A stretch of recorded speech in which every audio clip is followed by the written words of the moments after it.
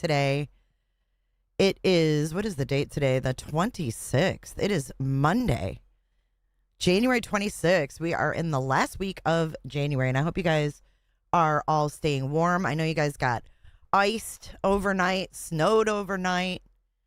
Molly Colleen says it's nice in Tampa. It is. It is. Okay, so you guys are going to have to let me know. I switched up our layout. You guys are going to have to let me know what you think of it. Hey, Boomer Cooter. Why are flights being canceled in Florida? Probably because the other areas of the country are backed up. It probably has nothing to do with Florida. Hey, Sin. Hey, Potato.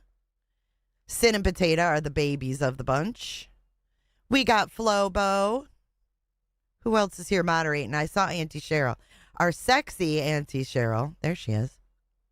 And Liz Dumbrell became a member today. Hey, Cooter Clippers. Good to see you guys.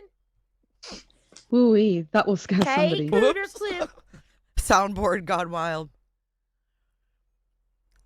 It's 19 degrees in Texas. Oh, my God. Bibby says the new layout looks fresh. Oh, Kresha's here. Kresha's up early. Hey, Tintin in Germany. Kylie Cosmos is in the house. Rhinestone. Tudis Babudis.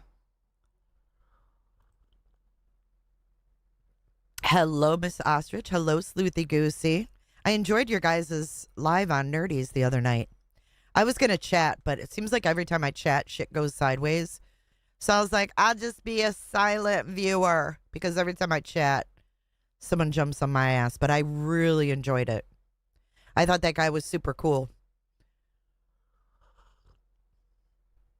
All right, well, let's not prolong this any longer than it has to be. I want to give a shout out to Steph, who was in chat. We are going to be going over right now Pace Johnson Law Group and what they sent to Stephanie back in April. So without further ado, please hit the thumbs up. Let YouTube know that we're here and we're calling out Pace. Ski, Utah. Hey, Penny, the bathroom is still going. I still don't have a toilet, but I think we might have a toilet today. I am over it. Half my studio's blocked off still. I'm over it. I don't really want to talk about it. Joshua Roots has a death metal band. I didn't catch that, but I loved the live, and I loved him. One crime. Okay, you guys can have whatever you want. You can have whatever you want today. The lawn crime. Hey, did you guys watch the Gwyneth Paltrow civil suit when it was on? I did repaint ceilings, walls, dental Lori. I'm not sure if you missed it or not, but my husband was put in charge of painting, and he decided to paint the vanity cabinet doors and the regular door into the bathroom the same color as the walls. Oh, God, remodeling is a test to a marriage. You ain't kidding there. I'd normally be at work right now missing this, says Potato, but I'm off sick and in bed. Oh, no. I hope you feel better. You don't have a pot to piss in? Nope, I don't, Busy Bee. I have one pot to piss in. It's behind me. Shelly Bean, it's good to see you. And thank you to everybody who watched the Elizabeth Smart doc with us and then joined us on on J for Justice. Oh God, Bloomy, it was terrible, but it's fixed. It's fixed. Okay, so let's read through. Let's go over to our Pace Johnson Law Group. All right, here we go. Steph Contractor 1, you guys give her lots of love. Sin, don't defend him. Okay, so April 9th, 2025. This goes out to Stephanie, right here. And it says, RE, cease and desist, extortion, defamation, unauthorized access and dissemination of private communications with the intent to cause harm and distress. Yes, Steph is the one that Christina did the video with recently. Sure is. So Steph was actually a friend, okay? She wasn't an ex-contractor. So I want to make that clear. This is how shitty Lauren is to her friends. Steph and Lauren were friends for years. She only streamed the Daybell trial for Lauren for a few months out of the friendship. Now, don't forget that also Steph was a designated babysitter at a certain point in time for Lauren's child while she was attending the trial. Steph can correct this or add on whatever she wants in the chat. I hope I'm getting the basics right. I'm pretty sure I am. CH says the same day that Christina asked Lauren why she was talking crap about her. Cease and desist. Sorry, yes, cease and desist. She wants her to cease and desist everything. Sent out cease and desist letters to. So this is April 9th. Christina goes up to Lauren and says, hey, why are you talking crap about me? They have their, what Lauren calls as a confrontation at the courthouse. And then Miss Stephanie receives this. Miss Stephanie, this letter serves as a formal demand on behalf of my client, Lauren Matthias, and Hidden True Crime Podcast regarding your ongoing actions that seek to harm Miss Matthias, both professionally and personally.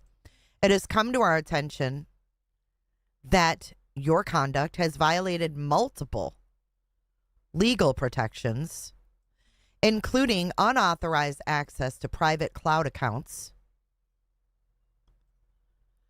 threats, and actual dissemination of confidential communications amounting to extortion, and potentially defamatory actions.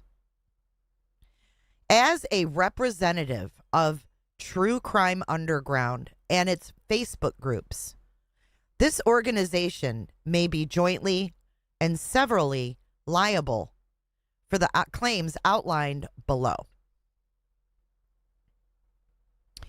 Based on information and belief, Miss Steph had continued to access Miss Matthias's iCloud account without authorization following the termination of her professional relationship sometime last year. The unauthorized access, which includes sensitive and private emails and text messages, constitutes a violation of the Computer Fraud and Abuse Act, CFAA, as well as similar federal statutes and under California 2, Arizona 3, and Nevada 4 law. Your actions have invaded Miss Matthias's privacy and compromised her confidential communications and correspondence, which she has a clear and valid expectation of privacy. Your actions show intent to inflict harm and distress upon Miss Matthias personally and damage her professional reputation and that of Hidden True Crime Podcast. Now, this came after Steph had not heard from her for almost a year, I believe.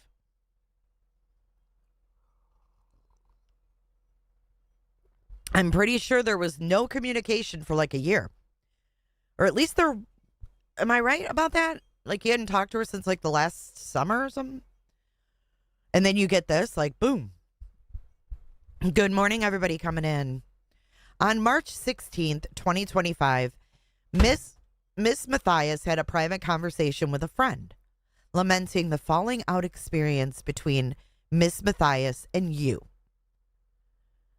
And then it has M and then Miss Stephanie.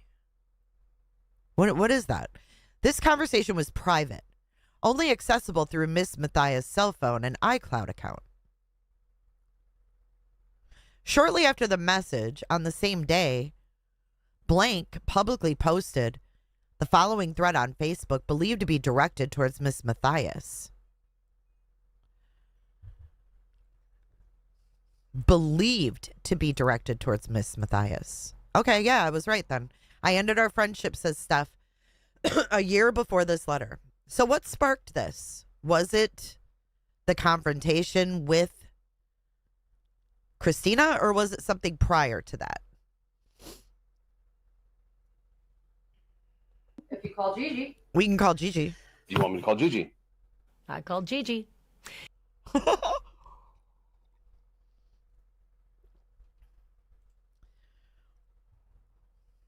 Believed to be directed towards Miss Matthias and related to the private conversation she had just had with a friend. So here's the Facebook thing we've been hearing about through all this bullshit, through the 9 hour and everything. This is the Facebook post. Public service announcement. You better quit lying in private before the truth gets told in public. I'm sure you're not suffering. I'm not sure if you're suffering from delusions or amnesia, but you're trying to play with OG crash outs. We don't mind exposing what needs to be exposed. Don't at you as a courtesy, but don't mistake that for hesitation. Didn't add at you as a courtesy, but don't take that for hesitation. End quote. No legal action was taken at the time of blank of extortion, since no further threats were directed towards Miss Matthias. No threats were this wasn't directed at her. No further threats were directed. None of them were. Come on, guys. Come on. I called Gigi.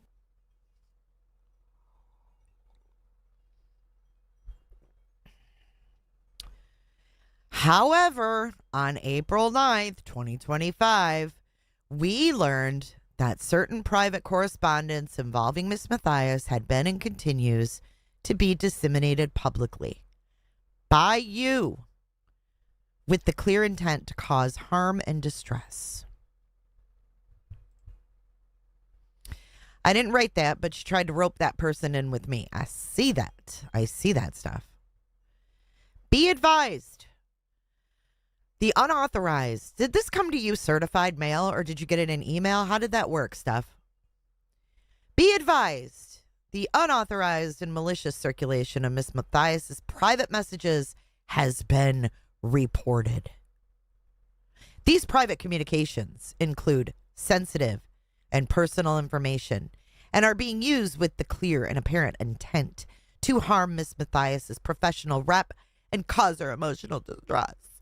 Your public threat on Facebook and resulting conduct may constitute extortion under federal law and violates privacy rights under the laws of California, Arizona, and Nevada. This dude doesn't even practice in these 2 states. These 3 states. He's in Utah. What the fuck? What a joke. You got it via email. Regardless whether dissemination of these records occurred by you or some third party, you will be held liable for all damages. Fuck, what? What?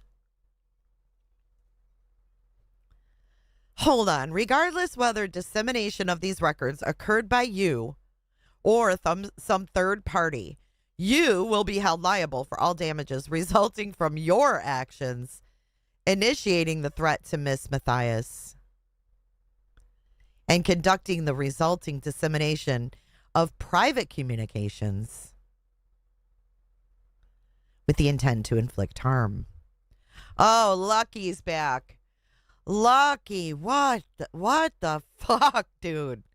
Lucky, why do you keep coming back? Psychopathy. Is it psychopathy?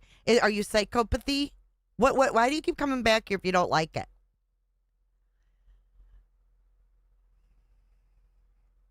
You're what the French call les incompetents. More wrongs. What's a more wrong? Lucky. We work all night to get lucky. Hey, Liz. Are you up all night to get lucky? He's up all night to get lucky, and he doesn't. All right. You will be held liable. The public dissemination of Miss Matthias's communications, along with threatening and intimidating comments made on social media platforms, are defamatory and harassing in nature.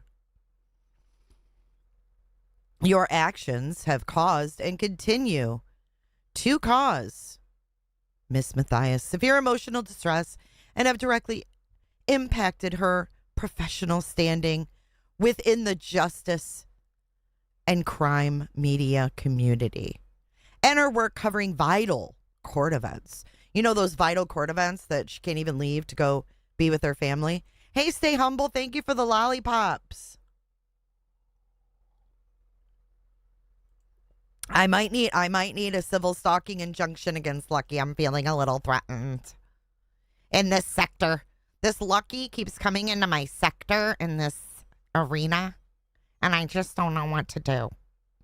I don't have enough of the pieces to properly assimilate Lucky in this sector.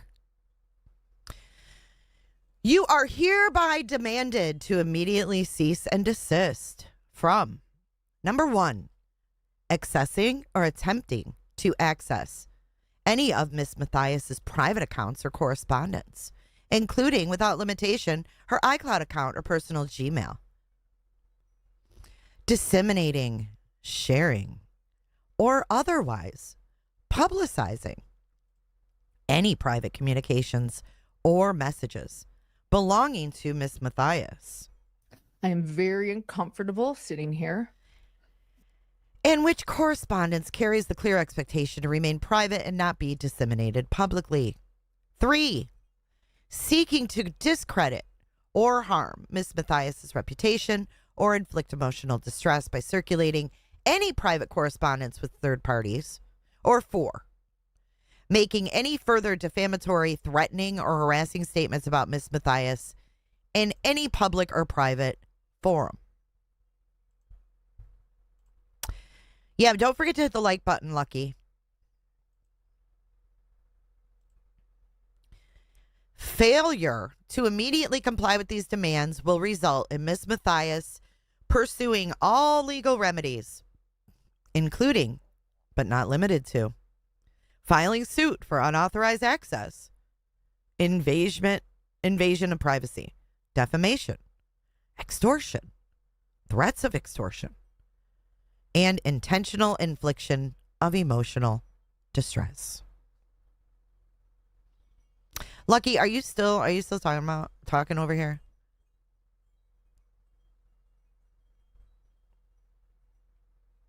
Lucky. Listen, I could play with you till you call me fucking dumb. Okay? I can play with you till you call me fucking dumb. Then we don't have anything else to say to each other. C'est la vie, adios, fuck off and die. See you later, Lucky. Maybe next time you can come back. I'll time you out for 24 hours. Maybe you can come back and not be such a fucking jackrod next time. How about that? How about you come back and be a fucking normal human being if you know how to do that? All right.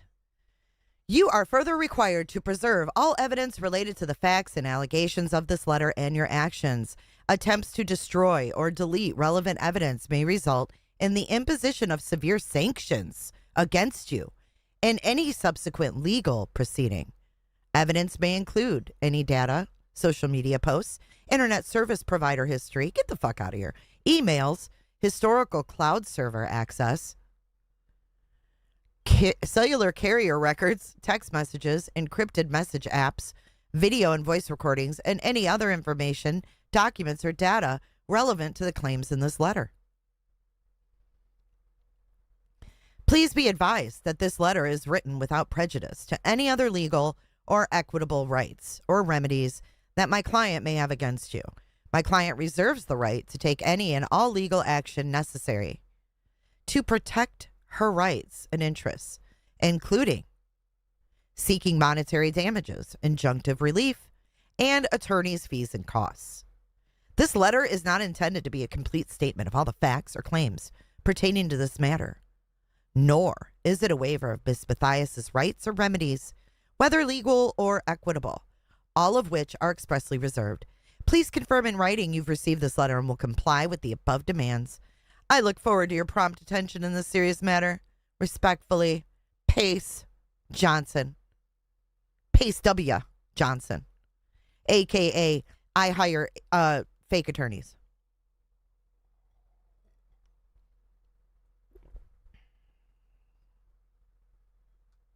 All the facts. Does not include all the facts. Whew. Okay. So I think it's important to say they sent these out as throwing shit at the wall to see if it would stick. Because before it was Christina, it was Stephanie and Colette. Colette's been here. Oh, Pace needs to buy a lot of clues. I don't know what this dude's doing. I don't know what he's thinking. I can't even. I can't even. So get this, you guys. Liz Dumbrell says, thank you for 2 months. She says, Steph, you are well rid of a shitty friend. Agreed. Agreed. Do we think Pace himself wrote this, or did he use his hired help, the fake lawyers? Ballet Flat says, what shall we do now that Lucky is no longer driving the engagement of this chat? Jesus, take the cooter wheel.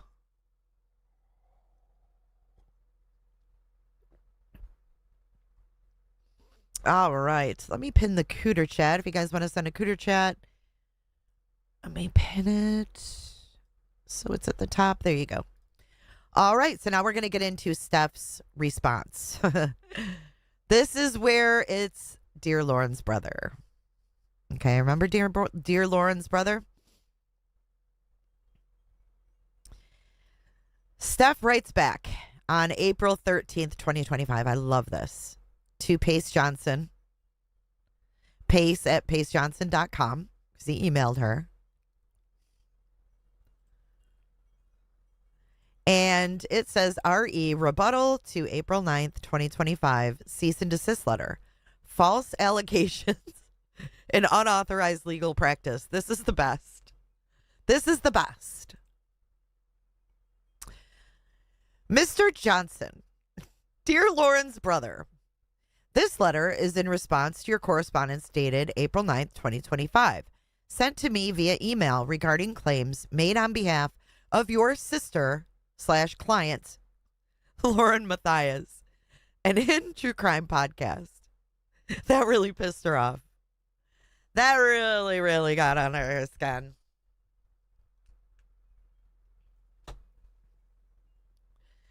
Let's see. Your sister client, Lauren Matthias, and Hidden True Crime. Let me state unequivocally. The allegations outlined in your letter are false, defamatory, and without evidentiary support. Your letter purports serious legal accusations, including violations of the Computer Fraud and Abuse Act, extortion, defamation, and harassment. These are not only unfounded, but also presented without a single piece of substantiated evidence. If you or your client possess evidence to the contrary, I formally demand it be produced immediately. Without such evidence, your claims amount to reckless and potentially defamatory accusations. Your letter was sent to me, a resident of Louisiana, and it threatens legal action based on laws of other jurisdictions. We got a cooter chat. Just because you keep it real. Happy Monday. Thank you, Flobo. Thank you for keeping it real. Thank you for the $10 super or cooter chat. Thank you so much. You are not licensed to practice law in the state of Louisiana. As such, you, meaning Pace, may be in violation of Louisiana Revised Statute 37213, which prohibits the unauthorized practice of law within the state. Issuing legal threats and demands to a Louisiana resident while unlicensed here constitutes a serious ethical violation under Louisiana and Utah rules of professional conduct. See Rule 5.5. Woo! Steph is serving Pace's ass. How did it feel to put Pace's ass on a silver platter and then hand it to him? These nuts. Steph, I'm asking you, did it feel pretty good to serve him his ass on a silver platter? We may not have Lauren's head on one, but we got Pace's ass on a silver platter right here. What a moron. What a moron. And then she sent out cease and desist letters to. This raises concerns not only of professional misconduct, but also of legal intimidation across state lines, which will be reported to the appropriate bar associations if this harassment continues. So she's like, I'm going to report you to the bar. If you keep doing this shit where you are not licensed to even prosecute, let alone make these claims or threats. By sending this letter, you have engaged in possible harassment by issuing unsupported threats of litigation. You have potentially committed an abuse of process by weaponizing legal terminology in a matter lacking any factual basis. Your conduct may also violate Rule 4.1, truthfulness in statements to others, and Rule 8.4, misconduct of the ABA model rules and corresponding Utah rules of professional conduct. You guys are so smart. Like, you ladies are so, you have responded to this stuff that we didn't even know about when this happened. Amazingly. Stephanie, all of you guys have been one step ahead for real. Okay, so given the baseless nature of your letter, I hereby demand that you cease and desist from sending further communications threatening legal action based on falsehoods and unsupported allegations. That you and your client refrain from any further public or private defamatory statements about me, my affiliations, or my character. That's right. Put it right back in their lap. Put it right back in their lap. Please be advised that I reserve all rights and remedies available under law, including, but not limited to, filing a complaint with the Louisiana State Bar Association and the Utah State Bar regarding your conduct, seeking legal recourse for defamation, harassment, and abuse of legal... It's cut off. How did I do that? Is there another page? I think I cut that off. Damn it. Why is that cut off? Damn it. What is that? What does the rest of that say? I cut it off. This letter is not a waiver of any rights, claims, or defenses, all of which are expressly reserved. Sincerely, Miss Stephanie. What do you guys think? System. Oh, okay. Seeking legal recourse for defamation, harassment, and abuse of legal systems. Hey, Pines. Oh, you're the one that cut it off? I thought I did. Thank you. I think this is number one. Pace's demands here are fucking ridiculous. And Stephanie, you're a boss for your response. I don't know if you had help with this, but damn, is it good. Good for you, Stephanie, for putting that witch and her dumb, reckless brother in check. Lauren was probably big mad at Pace when they got slapped down. I wonder what they thought. Did you hear anything back? So now we're going to fast forward, right? It doesn't seem like she heard anything back, right? So she sends this on April 13th, 2025. And then we fast forward to this, to the Henderson call, right? And just for context, when we go to the Henderson call, we've got Stephanie who got the cease and desist back in April, right? The Henderson call was in June.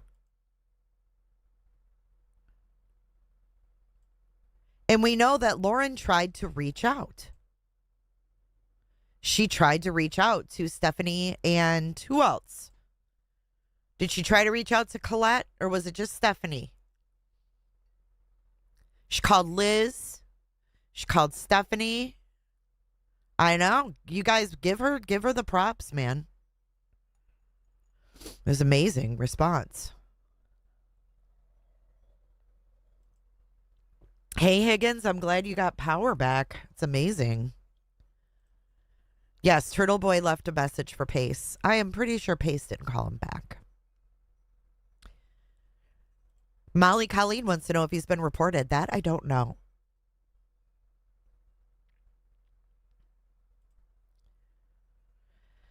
Haley, I have sent you an email, RE, the civil suit against Hidden True Crime. You may have already covered it, and although denied by judge, he allowed it to be resubmitted. What civil suit? Haley, what civil suit?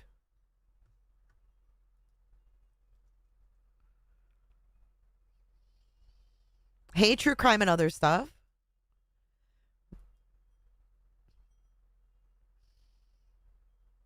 Where'd you send it to?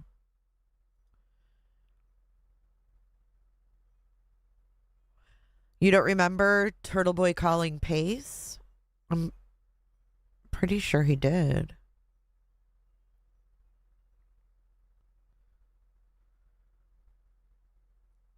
Yeah, he called Bobby with an I, but I think he did.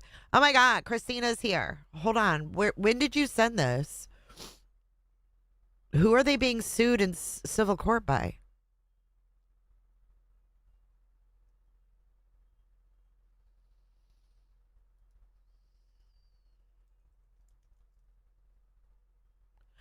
Oh, I found it, Haley.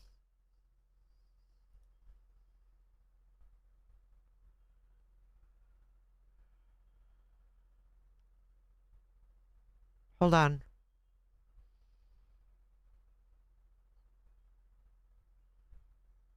Oh, it's the Stacy Wandra. Stacy Wandra is suing them, along with other people. So Stacy Wandra is the, he called Daston. Oh, that's right. He called Doe. That's right. He didn't call Pace. He called Doe. Okay, let me open this up over here. We're going to watch, actually, we're going to revisit Steph because I've got it pulled up. I want to revisit her call because it's fair to give it all the context. Then we'll open up this civil suit. This is a prisoner civil rights. He's suing a bunch of people on YouTube. Hidden True Crime is not the only ones. When did he do that interview with them? Yeah, we'll pull it up. Okay, so let me get that up. We're going to watch Steph, her call with the cop. I left just a slight message with you. Do you understand what I'm calling about? Oh, absolutely. I do. Absolutely, Okay. She says. Without a doubt. So can you enlighten me, I guess? Yeah. Oh, it's actually, this has been going on for such a long time.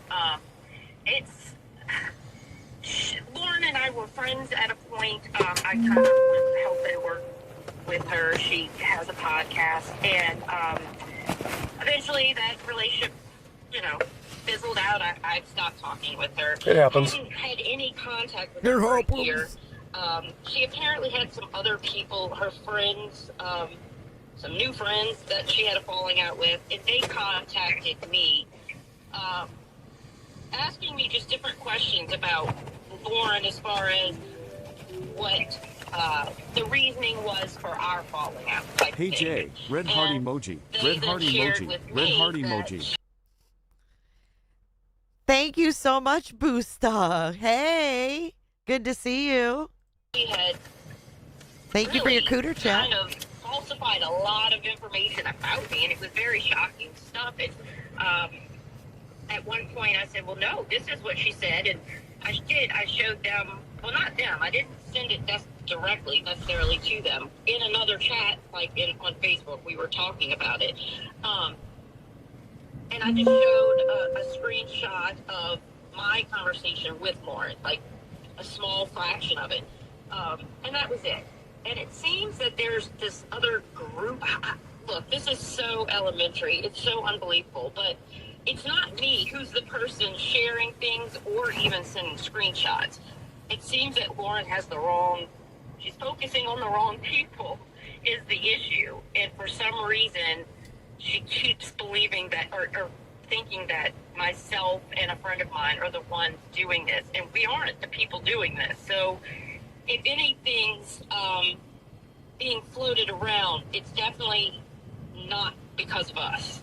And we've made it very clear to many people that we do not condone sharing it. I have all this in writing, we've even been approached by people, like her friends, saying they wanted to, if we could send screenshots, and we said absolutely not, these aren't to be shared, and I can send that to you. Like, I absolutely am not any part of wanting any kind of issue with Lauren at all. Okay. Yeah, and as far as sharing stuff, I 100% know the laws, and I have not shared anything publicly. I haven't done anything.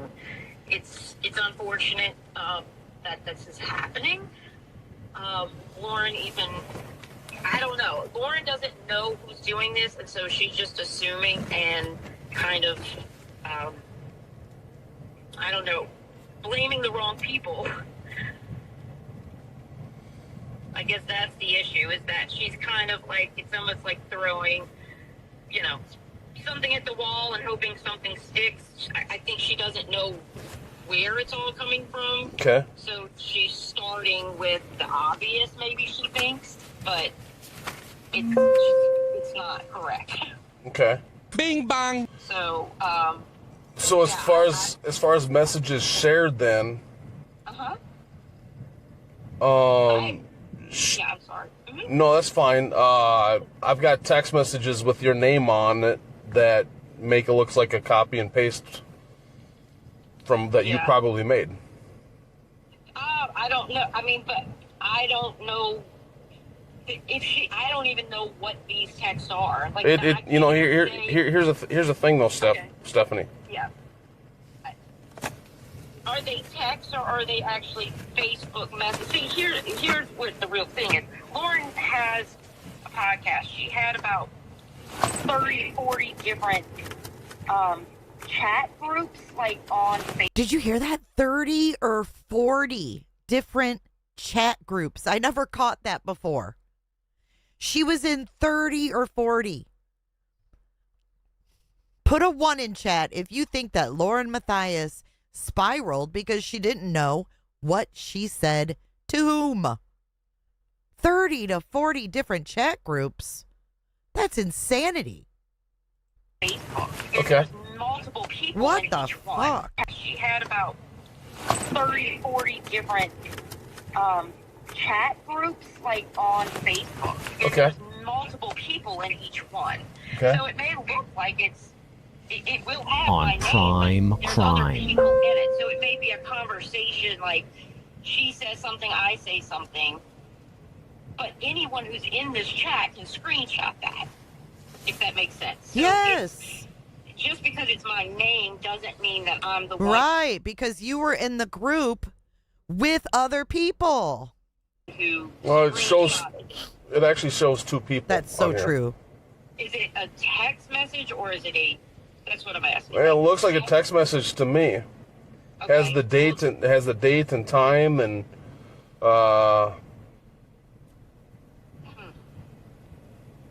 I don't know. I mean, I honestly do not know if... because it says Stephanie Budge removed from iCloud from the conversation on May 10th.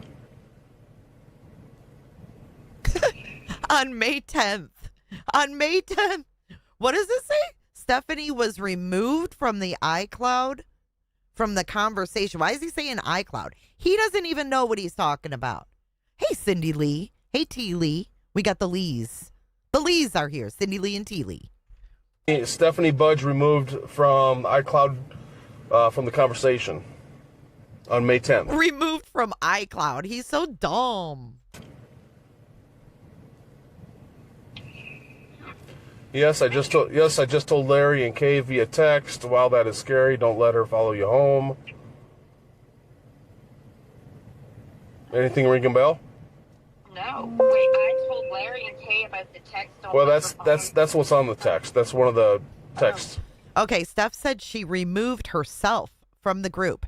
And don't forget that in Pace's bullshit, over here, Pace told her, right here, you are further required to preserve all evidence related to the facts and allegations of this letter in your actions. Attempts to destroy or delete relevant evidence may result in the imposition of severe sanctions against you. So they're requiring her to preserve shit, right? Then they're calling from Henderson to say she's saving texts. Well, duh. You fucking told her to. You fucking told her to save all this shit when you started accusing her of extortion and defamation and emotional distress and harassment. You told her to fucking save it. Oh my God. It's so maddening. I have literally no idea what that is. I haven't talked to her in well over a year. A year? It doesn't mean about talking, but I mean, if text messages were made between the two of you 2 years ago, there's still two text messages between the two of you. So what? Well, that's what I'm saying. I have no idea what that text is. I could not say that I wrote that because I don't remember. Well, no, it was copied on May 10th though. Oh, Like 6 weeks ago. There's the issue right there. See, Lauren is okay. No, I'm just telling you what I see. It's very confusing, yes, because Lauren even made an accusation that I had hacked her, which is unbelievably not true. Of course, if it was, I would wonder why she hasn't gone to the police with that, because that to me seems much bigger than saying I shared a text. So I'm very confused by this. She sent me a cease and desist letter from her brother, the lawyer, saying that I hacked her. So I'm very confused because I feel like she went to police saying I'm sharing text, but she sent me a cease and desist before May 10th about me hacking her. So why would she have told you about that? Yeah, right. If it was after the fact, I mean, if for some reason, no. If some reason you did it, you still did it after the fact. Because some people don't, they'll get a cease and desist and they don't care, so they'll go ahead and do it anyway, and they'll talk to somebody after that. Absolutely, but what I mean is, no, she accused me of this before May of doing that, and then which I didn't, and then now she's going to police saying that I sent a text. So my point is, wouldn't it seem more likely you go to the police and tell them you're being hacked than you would just saying someone shared a text? Well, it doesn't matter either way. I mean, it's one or the other or both. So she has the. Upset because this is literally, I hate to even say, Lauren has a history of doing this. I don't think Bing bong. she's probably the healthiest. Right there. She said, I hate to even say this, but Lauren has a history of doing this. I hate to even say, Lauren has a history of doing this. I don't think she's probably the healthiest of people. And I'm trying to be kind when I'm saying this. None of this is true. If there were any type of text that were shared, I didn't share this. I don't even know who I would have shared it with. We had at one time a linked accounts because I was working for her and she shared her calendar. And what's really strange is that I almost feel like she's doing it herself. I know that sounds insane. Did you hear that? I almost feel like she's doing it herself. And the beeping in is Gigi trying to call the officer back, says Janice. That's Gigi beeping in. I called Gigi. But there's a pattern here, and there's a lot of people involved in this that could tell you the same. Okay, so, well, let me just go to this, okay? Sure, So, absolutely. if she was hacked and she felt that way, she could have went to police. Maybe she did. I don't know. I'm not here for that. Okay. I'm here for text messages that are being threatened to be released out to the public and has already been released to other media personnel. Who gives a shit? And I can get in touch with these media personnel and probably be able to substantiate it. Oh, my God. And if your name's attached to it, then we could be going down a criminal path. Shut up. That's fine. Yes, because I didn't do it, so I'm fine. So with that. if you copy any text messages, Well, that's a good response there, Steph, because he's like, oh, well, if your name's attached to it, then we're going down this criminal path. She's like, well, I didn't fucking do anything, so have at it.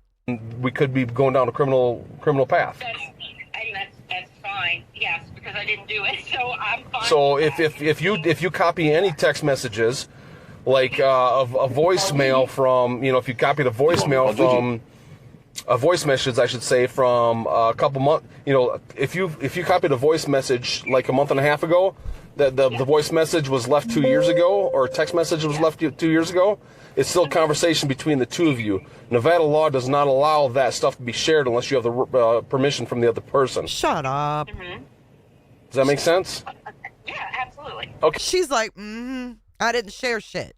Listen. The person. Mm-hmm. Does that make sense? Yeah, absolutely. Okay. So, and with today's cyber detectives, they can find this stuff out. Cyber detectives. Yeah, I'm She's just like, saying okay. that I'm not sharing any texts or anything. I mean, certainly no voicemail either. I mean, I don't even know how one shares that. Have I shared text between my friends and I talking about it? Yes. My friend Colette and I. Have we shared it with any, as you said, media person? Absolutely not. 100% no. I don't know how anything could be getting out other than Lauren herself doing it. I don't. Okay. Honestly, Well, you said you were talking to some other parties. Then who are these other parties? The Colette. I think you left her. No, you said there was other people that worked with. Yeah. Thank God, Stephanie. She said, FYI, I reported this asshole to Henderson Police Internal Affairs and to his sergeant after this call. Did you get follow-up? The more I hear this, the more ridiculous it sounds. Good for you. This is ridiculous. And those are the people who apparently really need to be talked to. Her name, I don't know her. I've never spoken directly to these people. It's a girl named Christina. A contractor. Contractor. He's like, a contractor. Steph's like, a contractor? Listen to him. He all knows. He's like, yeah, that's the contractor. A girl named Christina. And we all know because Steph and Christina did the live. And there's no hard feelings over her mentioning Christina because she didn't know Christina. She didn't know what was going on. They didn't even know each other at this point. So, No, I've never spoken directly to these people. It's a girl named Christina. A contractor. A contractor? I'm sorry. Yeah, possibly a contractor. A contractor? I'm sorry. Yeah, possibly a contractor. What? Steph was like, what? A contractor. A contractor? I'm sorry. Yeah, possibly a contractor. So did you share messages with her? No. Any shared text messages whatsoever with her? No. I've never sent anything to this girl. I don't even know. I don't know her. I just know that she had she was looking to contact me. She keeps friend requesting me. I'm not accepting things because I didn't want to be involved. But I know that she and Lauren have some kind of issue, and it seems like all of this is stemming from this girl. And I don't know. The contractor, it reminds me of this, Janice. You see a little makeshift podium there. You've got the general public. This girl, Christina? Yeah, I mean, I don't even know anything about her. I just know she worked for Lauren, or maybe not worked for Lauren. She was friends with Lauren, I believe. Okay. All right. Well, thank you for your time. So, like I said on the voicemail, I think I've said it. I want to make sure that we don't pass any lines of criminality and we have respect for each other. Otherwise, even criminality can turn to civil lawsuit, which can cost lots of money. Absolutely. No problem. Shut up, officer. Okay? All right. Thank you. Yeah. You said your last name is... Did I... It's... Okay. Yes. Okay. Thank you for your time, Stephanie. Thank you. All right. I appreciate it. Thank you. Take care. All right. Bye-bye. Bye. Stephanie was a lot nicer than I would have been after reading through this bullshit. She's a lot nicer than I would have been. But I have something else to show you guys before we get into the civil lawsuit from Wandra. I've got some texts that were sent to me. Hold on. Let's close this one out and then...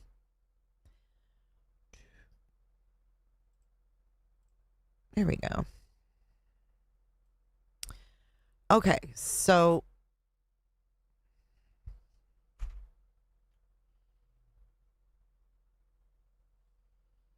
this is a these are texts of Lauren thinking that someone is following her and stalking her.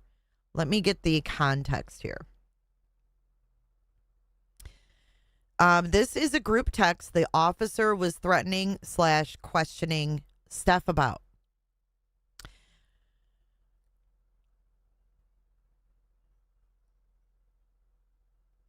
Hang on a second. These are the screenshots that Steph saved, then accidentally sent back to Lauren. The cop asked Steph about these. She can't place what he's talking about. Lauren claimed this old mission companion girl was stalking her. So this is a group text. I know I'm going to go to prison for this, sips of coffee. So you guys better show up at my trial or something. I expect the trial tourists to be at my trial for these federal allegations right here. Okay, so the first one says, and this is between 3 people, right? Yes, I just told Larry and Kay via text. Wow, that is scary. Don't let her follow you home. After my mission, she followed me to Utah and moved into an apartment 5 minutes away from me. I was super naive then and felt an obligation to try and help her. It was an insane relationship, and she was batshit crazy. This might be out of order, but let's see.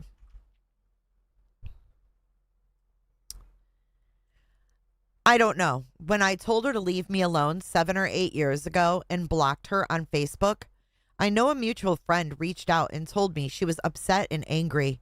The acquaintance told me she was proud of me. So that's how it ended. But she is very dramatic, I imagine. And I imagine she has bigger issues now than someone blocking her on Facebook years ago.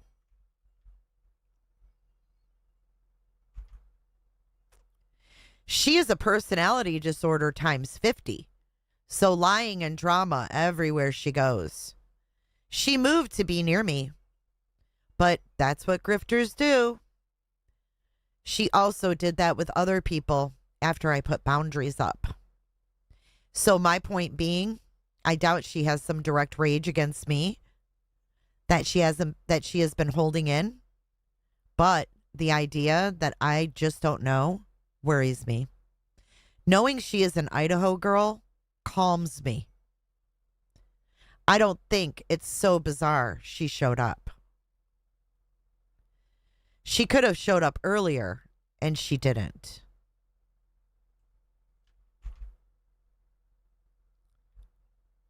And then she says, yes, I just told Kay and Larry via text. And then C says, wow, that's scary. Don't let her follow you home. And then Lauren says, well, after my mission, she followed me to Utah and moved into an apartment 5 minutes away. I read this, I know, but I was super naive and felt an obligation to try to help her. It was an insane relationship and she was batshit crazy. And then this person says the other name associated with her is Charlene Blank. I don't see a Facebook under that name, though. Lauren says, yes. I think that's her birth name, maybe. Does she have any ties to Idaho that you can see?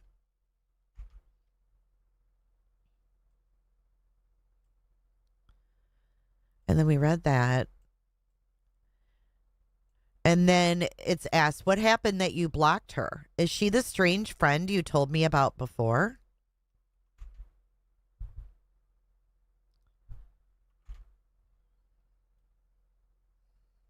And then that's when she says yes. She's talking about supposedly someone from her past. Some mission friend who has personality disorder times 50, lies, drama wherever she goes. She's a grifter. Followed Lauren to Utah. And moved into an apartment 5 minutes away from her. So yet she had another stalker. Another stalker. And then she brought Kay and Larry into it. See that? I just told Kay and Larry via text. Why would she even bring this up to Kay and Larry? Just more manipulation, you know what I mean? Manipulating these victims into thinking there's some kind of danger or that Lauren is in some kind of danger. It's so weird, man. Attention whore. A lot of things come to mind. What does her being an Idaho girl have to do with calming her? I don't know.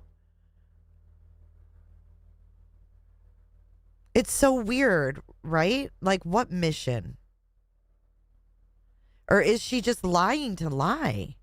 I think she just lies to lie. I really do. That's what it seems like to me. Okay, let's get to this Wandra stuff, this lawsuit. Because John and Lauren are named.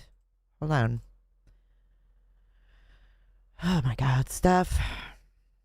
Thank you for sharing everything and being so direct. Super proud of you, girl. And you know we got your back. We know Lauren Matthias is full of lies. Okay, this is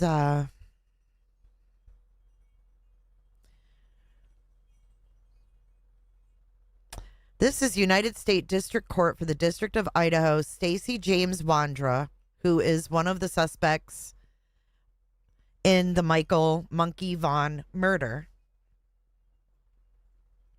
Oh, Janice, maybe she didn't want her to tell Kay and Larry who she really is. She was trying to put distance there. You're right. Oh, Steph says, I'm not done cleaning up my closet. That was just the initial. That was like the, what do you call it?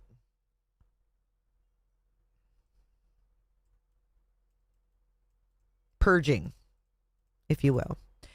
Okay, so again, this is who they interviewed, and I don't know why they still have his interview up if he's suing them, but it's Stacey James Wandra versus YouTube, Joshua Griffin Diaz, who is Josh from the lab, Kelly Miller, I don't know who that is, Deborah Brooks, which I think is this girl that goes by Brooks that has a YouTube, Justin, which is probably Justin for all, or fucking, what's his name, Pearls.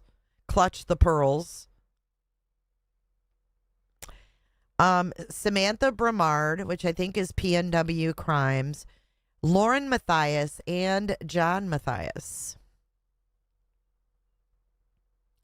It says, pending before the court are plaintiff Stacey James Wandra's complaint. Da-da-da-da-da. Plaintiff is a convicted felon residing in an Arizona federal prison. He sues YouTube and various crime-themed podcast hosts, alleging that they have violated his right to privacy, defamed him, and improperly used or published videos about him. The court now reviews plaintiff's complaint to determine whether it or any of the claims contained therein should be summarily dismissed under blah, blah, blah. Having reviewed the record, the court concludes the plaintiff must file an amended complaint correcting the deficiencies identified below or file a notice of voluntary dismissal. So it looks like it was actually dismissed.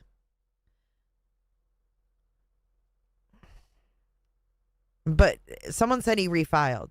This was back on August 4th of 2025, though. And see, they denied it without prejudice. Plaintiff may file an amended complaint. And someone said he did. And this is what was sent to me. Now, this one says Wandra versus YouTube et al. And then the party names are Samantha Bramard, Brooks Clench. Clench. I think that's Clutch the Pearls. See, but Clench. Crime Sleuthing. Clench. That's a fucking. Oh, God. That's gross. Okay. Crime Sleuthing. Crimes, Lines, and Lies. Deborah.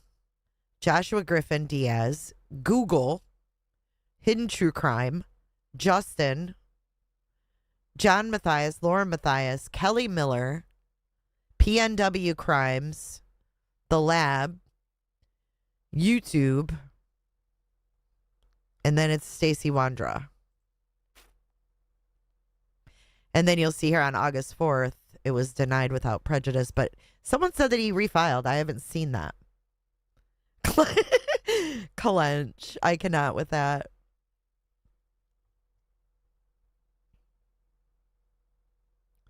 So I don't know. I'm going to have to do some more looking into that to see.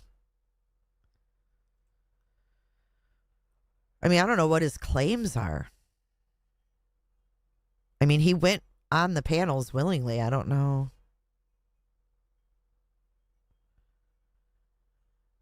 Plaintiff alleges improper monitorization, which may be a claim for improperly monitoring his actions via video camera.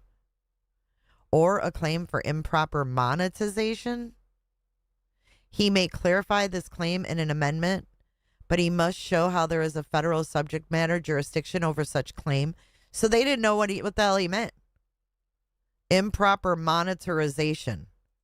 And they didn't know if he meant monitoring his actions on camera or monetization, money. It's probably money.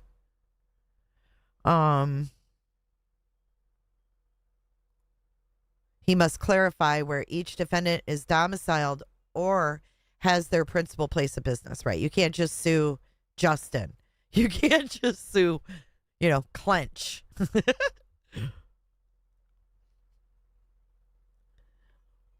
Let's see.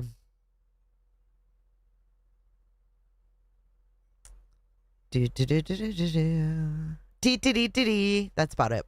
That's about it. Steph, I am so super proud of you today for sharing all of this. I really am. And I'm glad to hear that you're not done. Hey, Salty. Good to see you. I know. Let's read some of these comments. Carolina says, hello, Steph. I'm sorry Lauren dragged you into her paranoia, and that's good that you reported the D-bag cop. He is a disgrace to the uniform. Well, I don't think he's going to win. I don't even think that this will get put into place. Look at his defendants. How can you serve those people? You can't just serve YouTube. You can't just serve Deborah. Like, who's Deborah? Blanche Devereaux? Like, who is that? Clench? They had the interview behind a paywall. Yeah, it's probably about the monetization. Isn't that funny though? Clench. Like who? What? Look. Clench. How long have we been live? Only an hour and 15? Oh my God. Do you guys want to review some of their stream from yesterday? Yes, Dr. J asked personal invasive questions to Stacy, who has very low IQ, and shared very personal things about S abuse he suffered as a child. Well, he shared a lot more than that. He shared a lot more than that. He kind of like was a lot of leakage. See you, Tudis. Clench out. Deborah is crime sleuthin'. I know it's not long enough, LIZ. We're used to long streams. Let's watch a little bit of their thing from yesterday. I'm curious. I started watching a little bit of it earlier this morning. I was like, ooh, I'll save this for the streams. Let's pull it up because it's her and John, and they're talking about freaking Reiner again.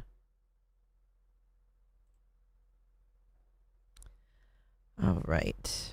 The shame system? I think that's what it's called. All right, we'll watch some of this and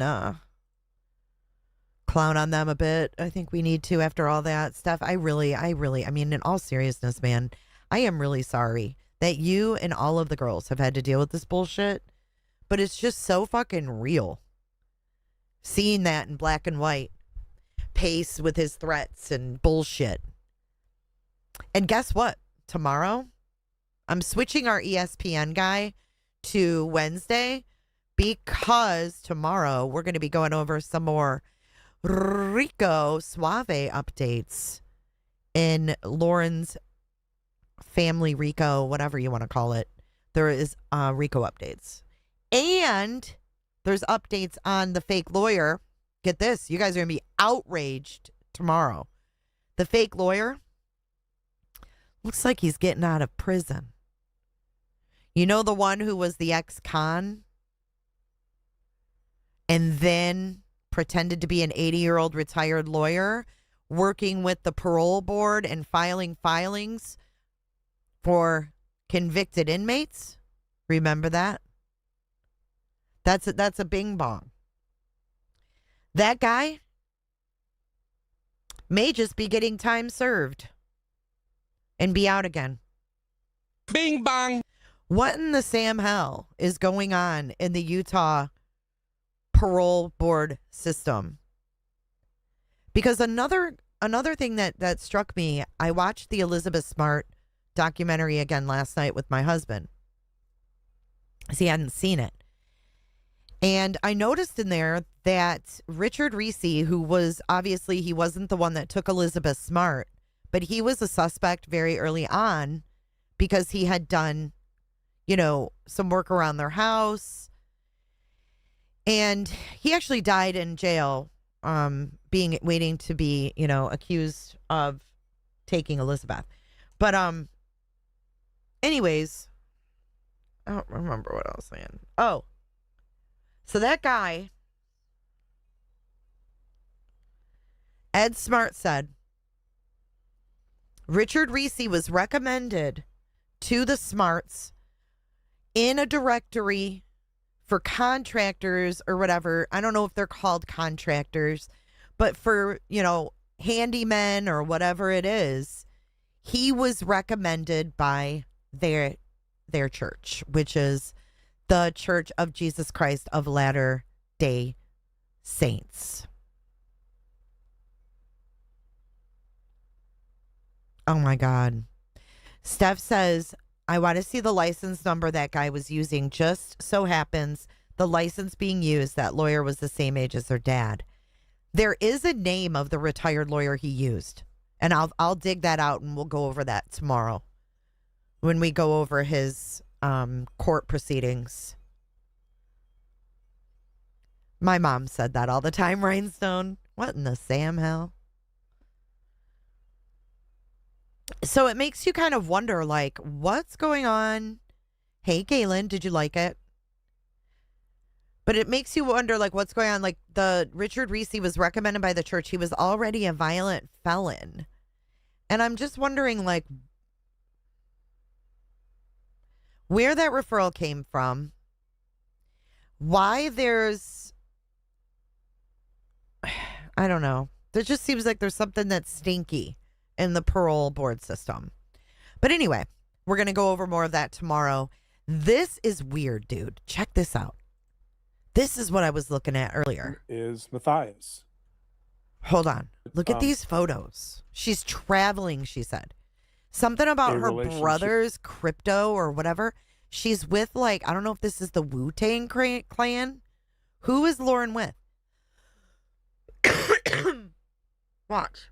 Oh, we'll just start at the beginning. Watch. The narrative that the defense is going to want you to believe is that Nick changed his... Nick was in a conservatorship, diagnosed with schizophrenia or schizoaffective in 2020. Mm-hmm. That he went off his meds for a period of time. He became super agitated and he acted out and murdered his parents. That's what they're going to argue, and that he didn't understand Correct. the consequences of his actions. Therefore, he should be found not guilty by reason of insanity, right? I mean, that's not what happened. That's not the story of Nick Reiner. The story of Nick Reiner is way more complicated. Here comes the cooter. Look at, there it is. The hidden true crime cooter. Someone said yesterday that looked like a cooter. You guys are fucking funny. Wait for it, guys. Hello, hidden gems. Hello, hidden gems. I am so happy I'm not home. You look like you're sitting in the room though with the orange couch and the ugly beige wall behind you. Hello, hidden gems. Oh God. Hello, hidden gems. We are back. Lauren and John. Split screen, not our table. Forgive us. I am. Why do you always bring that up? Look at him. He's like, she ain't home again. She managed to get away. Look at his comb over on the top. Oh, John. Ugh. All looking like Gypsy Rose's mom right here. Like, identical. I know he's getting jiggy with. I think she's. You think she's in the room where she did the 9 hour? Oh, maybe. I'm trying to see if I can see orange over her shoulder. I'll keep looking. Oh, hidden gems. Hello, hidden gems. I don't know why that is so annoying today. We are back. Lauren and John. Split screen, not our Split table. screen. Forgive us. I am traveling this weekend to someplace actually quite special. We'll share about that later for our Patreon and subscribers. It is the Wu-Tang. Okay, so this is, she says we'll share later, but she pulls this up. The Disciple, United States, United Kingdom, blah, blah, blah. An outsider fueled by relentless determination works his way into the inner circle of the Wu-Tang Clan, where his ambition and creativity converge in the making of an album poised to ignite global controversy. Throughout music history, few albums have achieved the mythical status of the Wu-Tang Clan's Once Upon a Time in Shaolin. A 31-track double album packaged in an ornate handcrafted silver box. Auctioned off to the highest bidder, which was her brother. In 2015, I guess, only one copy will ever legally exist. While the public may not fully experience it for decades to come, its scarcity serves as a protest, an argument that music still has intrinsic worth in a digital age, not just as content, but as fine art. I have to say, I've never once listened to the Wu-Tang Clan.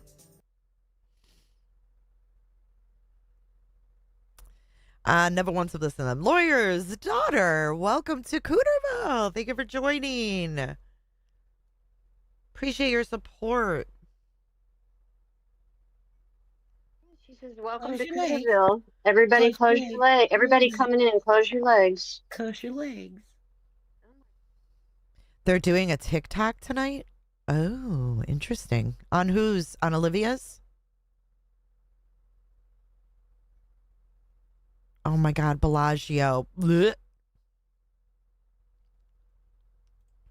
Gems. You attended a very special event, and it's exciting. So this is her brother with the Wu-Tang thingamajig.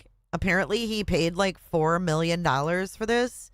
So inquiring minds want to know where this guy got 4 million buckaroos.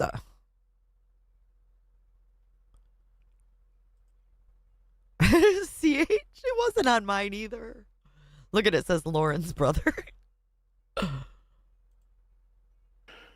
And meaningful to you. So I'm glad. Look at Lauren with the Wu-Tangs. She's drinking wine with the Wu-Tangs. I wonder where she is. Look in the background here.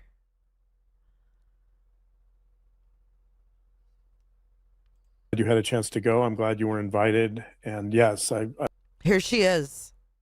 Why didn't he go with her? Like, what the fuck? Look at her.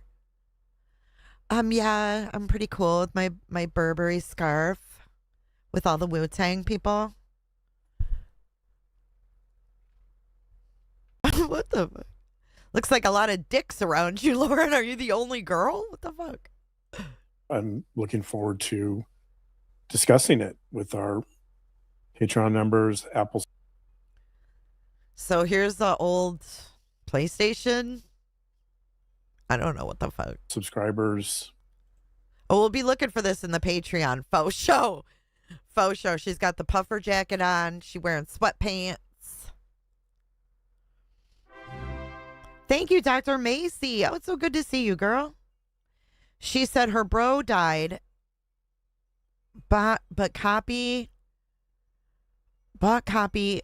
of Wu-Tang album via Martin Shkreli. But where, Colette? They look photoshopped, right? But she's saying she was there. Dude, what's going on? Yeah. Yes. Our community. Yes. We're back to discuss another Where would this have been? episode of the Nick Reiner case, heartbreaking case, Nick Reiner. Yeah, that's the brother that died. And OG in the Pines says there was litigation surrounding this crypto transaction. Yeah, I guess her brother bought it and it was like $4 million. Something is weird about this family. Sue me, Lauren. I don't give a shit. Let's go back to the photos. I agree. It's weird. I was looking at them this morning. I was like, what the heck? And yes, I'm looking forward to. I'm glad you had a chance to go. I'm glad. I mean, she's got her arm around him. You guys take a look. Take a look, see, Lil. I'm going to go grab a drink. $4? No, Jen. It was actually reported in the media. $4 million. Oh, God, she's in Utah. All right, hold on. I'm going to grab a drink. I'll be right back.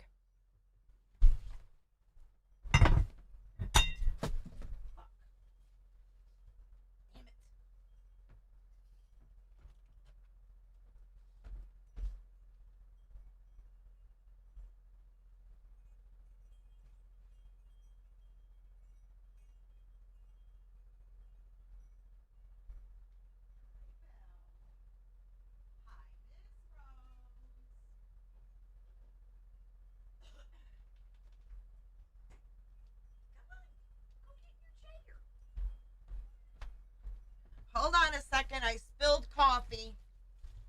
Damn it. Son of a gun.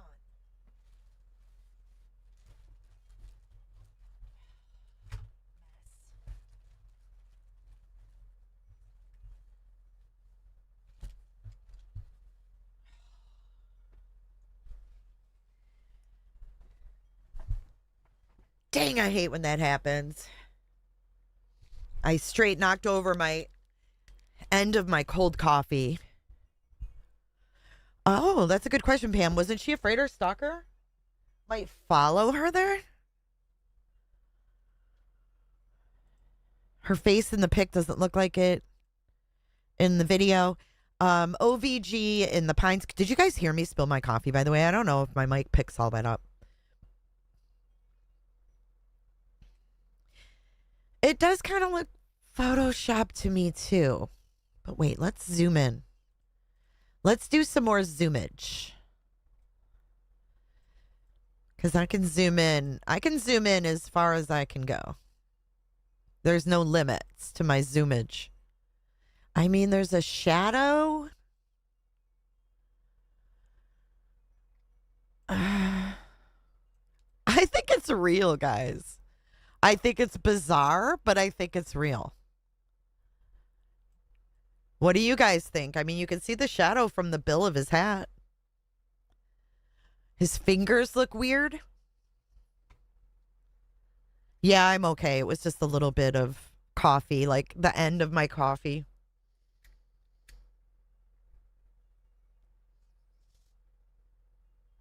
I mean, maybe she photoshopped her face to smooth shit out, whatever. I mean, obviously she fixed her face up.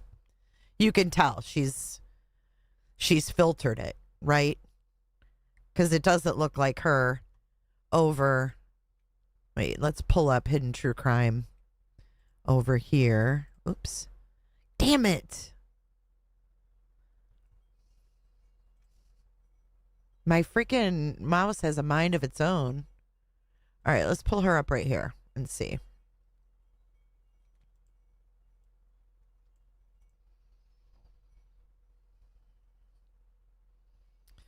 Okay. She definitely touched herself up.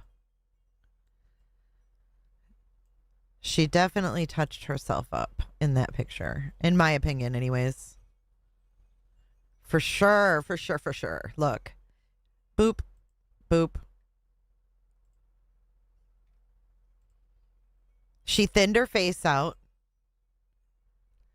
See her cheeks? Like right in here. I can tell what she did. She did this, and then she smoothed everything. She got rid of the under eye. But she did. She changed the face of her jaw in this.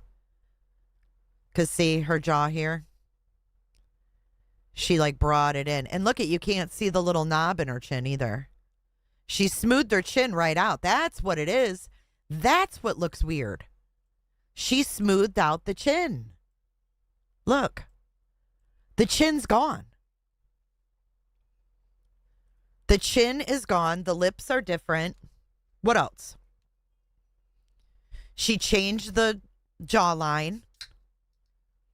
I mean, the lump is gone in the chin. Completely gone. Hey, Evelyn. Right. Her hair in the pic is like perfect, too. God, she's so phony baloney, man. Like, is anything real with this lady? Anything? Because that's not what you look like, girl.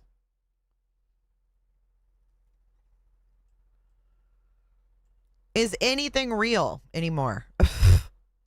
This looks like her back in her reporting days. That's what her face looked like back then.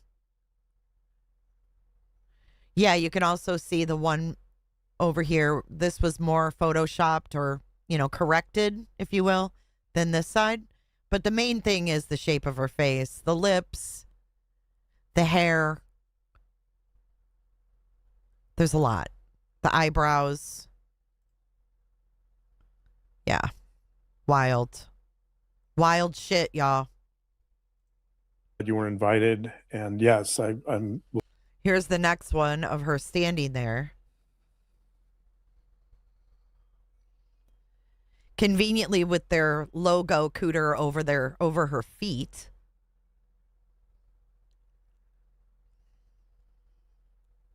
I wonder if Grayson went with her. She's wearing her military jacket. Then we have this one, which is strange, right? Look at her sweats. Look at her sweatpants. OVG in the Pines says that she did a deep dive into Pleaser Crypto, which was owned by Lauren's brother. Reddit has an entire thread on Pleaser transactions that led to finding the litigation, which held up the official transaction of Wu-Tang. Thank you, OVG, for your hard work. So I don't know. We'll find out, I guess. Yes. We're back to discuss another episode of the Nick Reiner. Like, where have you ever seen her go out in pajama pants or sweatpants? Because, like, here she's wearing brown pants. Discussing it with our When did you change? Patreon members, Apple subscribers. Like, when did you change your clothes? Right? Yeah. Yes. Our community. Yes. We're back to discuss another She's got the episode of the Nick applesauce. Reiner case, heartbreaking case. Nick Reiner is charged with killing both of his parents, Michelle Reiner and Rob Reiner, two Hollywood legends.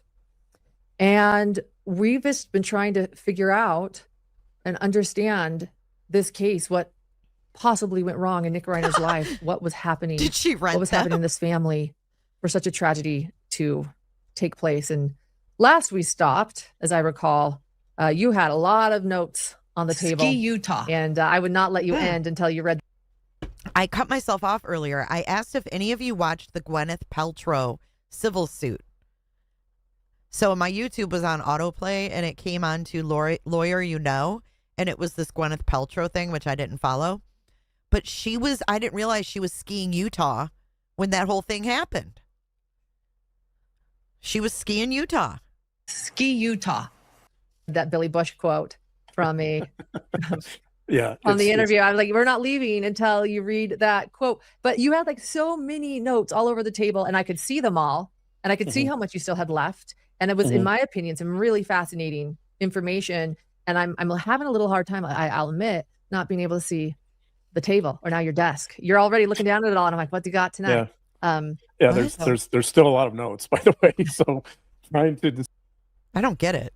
distill all of my information into this show will be a bit of a challenge, but Okay. bear with me. Yeah, I think it'll come together, I think, but You think? it's It there's a never lot comes together. here, and there's a lot of variables, I think, that go into these murders, and You I've been know giving it a lot nothing. of thought, by the way. I've been giving it a lot of thought because it's really weighing heavily on me, and in many ways I see this as the relationship between father and son that's really the determinative element here, and not just, by the way, Rob and Nick, but Rob and Carl, his father, and maybe even going back further than that. I mean, I just don't know enough about the Reiner family. By the way, just a little factoid about the Reiner family. Factoid? So Rob's grandmother was named Bessie, and Bessie's last name is Matthias. He looks like a Bessie.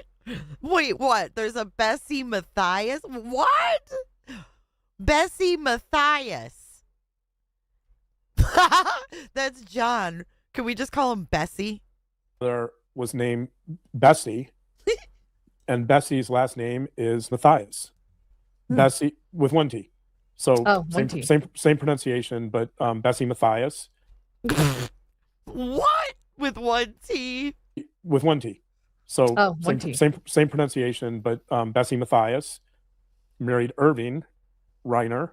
Those are Carl's parents, so that would be Rob's grandparents. And it turns out that Bessie had a brother named Harry Matthias, who was the first entertainer. Who? Harry Matthias? That Bessie had a brother named Harry Matthias, who Harry Matthias. Bessie and Harry Matthias. You can't make it up. so that would be Rob's grandparents. And it turns out that Bessie had a brother named Harry Matthias, who was the first entertainer in the Reiner the long line now of Reiner family entertainers and people involved in Hollywood, which is just about all of them, by the way. We'll talk about that in a little bit. But It begins with Harry Matthias. Okay. And so with one T. So I don't think we can trace the lineage back to. Are they trolling us? Come on, are they? Harry and Bessie Matthias? They're probably going to change it to one T. Oh shit! To my family, but just it's kind of it was a cool coincidence that. It's a cool coincidence, huh? Because you wanted to say Harry Matthias. That's why. He thinks it's a cool coincidence because his ass wanted to say Harry Matthias.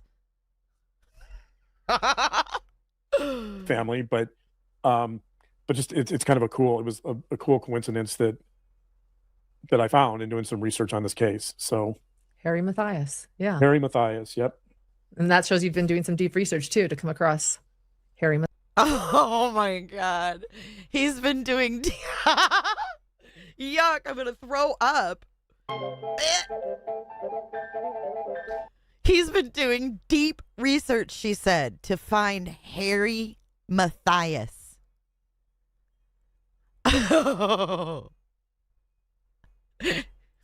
Matthias. Harry Matthias, yep. And that shows you've been doing some deep research too to come across Harry Matthias. So I've been giving this a lot of thought. We had an edit right there too. Is that what they call it? Harry Matthias instead of like the storm?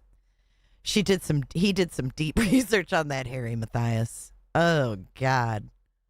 So Harry Matthias. Yeah. Harry Matthias, yep. And that shows you've been doing some deep research too to come across Harry Matthias. So I've been giving this a lot of thought because the father-son relationship, I think, is at the foundation of this mystery, this dilemma, the motivations for these crimes. And of course, for me, I have a son and I'm a father, and the father-son relationship is really critical in my life. And it's one of the things that really propels me. Okay, so we've got a picture. We're sharing a picture of the kid and the happy couple. And the kid's wearing a little uniform and has a violin because they're so perfect. Oh my God. He looks like Gypsy Rose's mother. I'm sorry, he does. He looks like a grandma. Me forward day by day, just to be with him and to devote. I have something. I have my own. Where's my violin? Look, I have my own.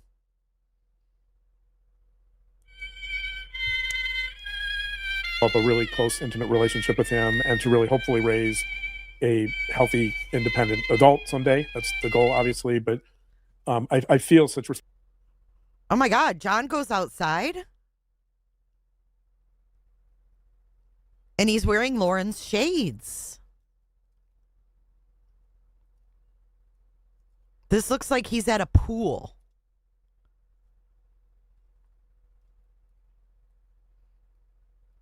Donna the Brit. Responsibility.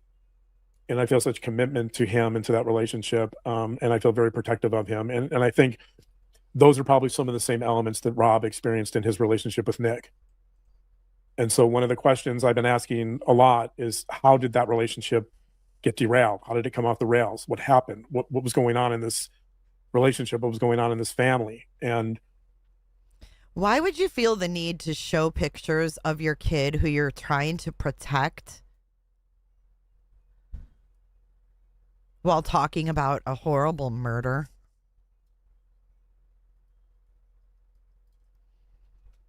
And I think the answer, so I think the key to this situation, to these murders, to this mystery of sorts, I mean, we don't know for sure, I guess, that Nick committed the crime, but it seems like there's a fair amount of evidence that he did. So I guess it's not a mystery. When I refer to mystery, I'm talking about why. Why did this happen, right? And so the first episode I talked about parricide, and then our last episode I talked about schizophrenia and the relationship between schizophrenia and violence. And so I won't be getting into that as much. We'll talk a little bit about schizophrenia, but not a huge amount. Well, we want to discuss the difference between schizoaffective disorder and schizophrenia because we're now more clearly learning that it's schizoaffective. And so there's certainly some questions there too. But yeah, later down the line. Yeah, I mean, so that issue, by the way, is not going to be super critical in terms of figuring this out. There's not a major difference between, I talked about the spectrum, the schizophrenia spectrum, and I'm on the far end of that spectrum is schizophrenia, and then very close to that is schizoaffective, and that's because they're closely related. Schizoaffective disorder is basically the combination of a mood disorder that's concurrent with positive symptoms of schizophrenia, such as delusions or hallucinations. So you need some combination of schizophrenia and a mood disorder typically. So that could be major depression or it could be bipolar disorder. But it's a mood disorder that's concurrent essentially with some symptoms, positive symptoms of schizophrenia. So it's not going to make a big difference whether it's schizophrenia or schizoaffective, and it's not particularly clear. I think what's important for this discussion about that, however, is there's now evidence that there was a conservatorship in 2020. There was a California LPS mental health conservatorship from 2020 to 2021 that was so significant. It's the type of conservatorship where the Nick in this case would be it labels the person under the conservatorship as, quote, gravely disabled. And the condition that allowed his parents or family to put him in this conservatorship was either schizophrenia or schizoaffective disorder. It's not entirely clear which one, but what's most important about that is I questioned to some degree whether there was a diagnosis of schizophrenia or whether there was some malingering. Now it appears that there's enough people that have diagnosed him with schizophrenia or schizoaffective disorder that it does appear like that's a valid diagnosis. Right. Not just a talking point for Alan Jackson or something, or the defense. Right. I mean, I think there's still questions there. Agree. I think there's still some questions there about, I don't know about malingering, but about a 1-year conservatorship versus why wasn't it extended? Longer. Why wasn't it longer? Right? Was this? Right. Not just a talking point for Alan Jackson or something, or the defense. Oh, he was not happy there. I mean, I think there's still questions there. Agree. I think there's still some questions there about, I don't know about malingering, but about a 1-year conservatorship versus why wasn't it extended? Why wasn't it longer? Shut right? up, John. Was this frustration? We'll talk about this in terms of the family system because that's really what I want to talk about tonight. But okay. I think there's questions here about, was this conservatorship put in place because the family was so frustrated and they were unable to control Nick? Did Nick play a role in that? Right? What was his role? Did he, did he want a permanent place at home? Did he want to live there permanently? And therefore maybe he participated in that or suggested it, or maybe, I don't know. I think it's complicated. Yeah. I mean, but at the end of the day, I think if you're going to, wow, profound. I wasn't going to get into this too much, but now we're touching on it. If you're going to present an insanity defense, you're really going to have to tease out these different components of mental illness, which would be schizophrenia in this case, versus substance abuse, which appears to be methamphetamines, right? Methamphetamines are known to create paranoia and potentially hallucinations and delusions, right? You're going to have to figure out a way to and then there's a history, Nick has a history of aggression and violent ideation. Hold on, I can't. We got a side by side. Okay. That is the picture with the Wu-Tang on the right. That literally looks like her when she was a reporter. And then next to that is Ski Utah. I know, Ski Utah, he's so profound. Hey, Purple. I've got one more. This is an extension of the violin pick. There's the happy fam. Yeah. I cannot. I don't have a date for this picture, unfortunately, but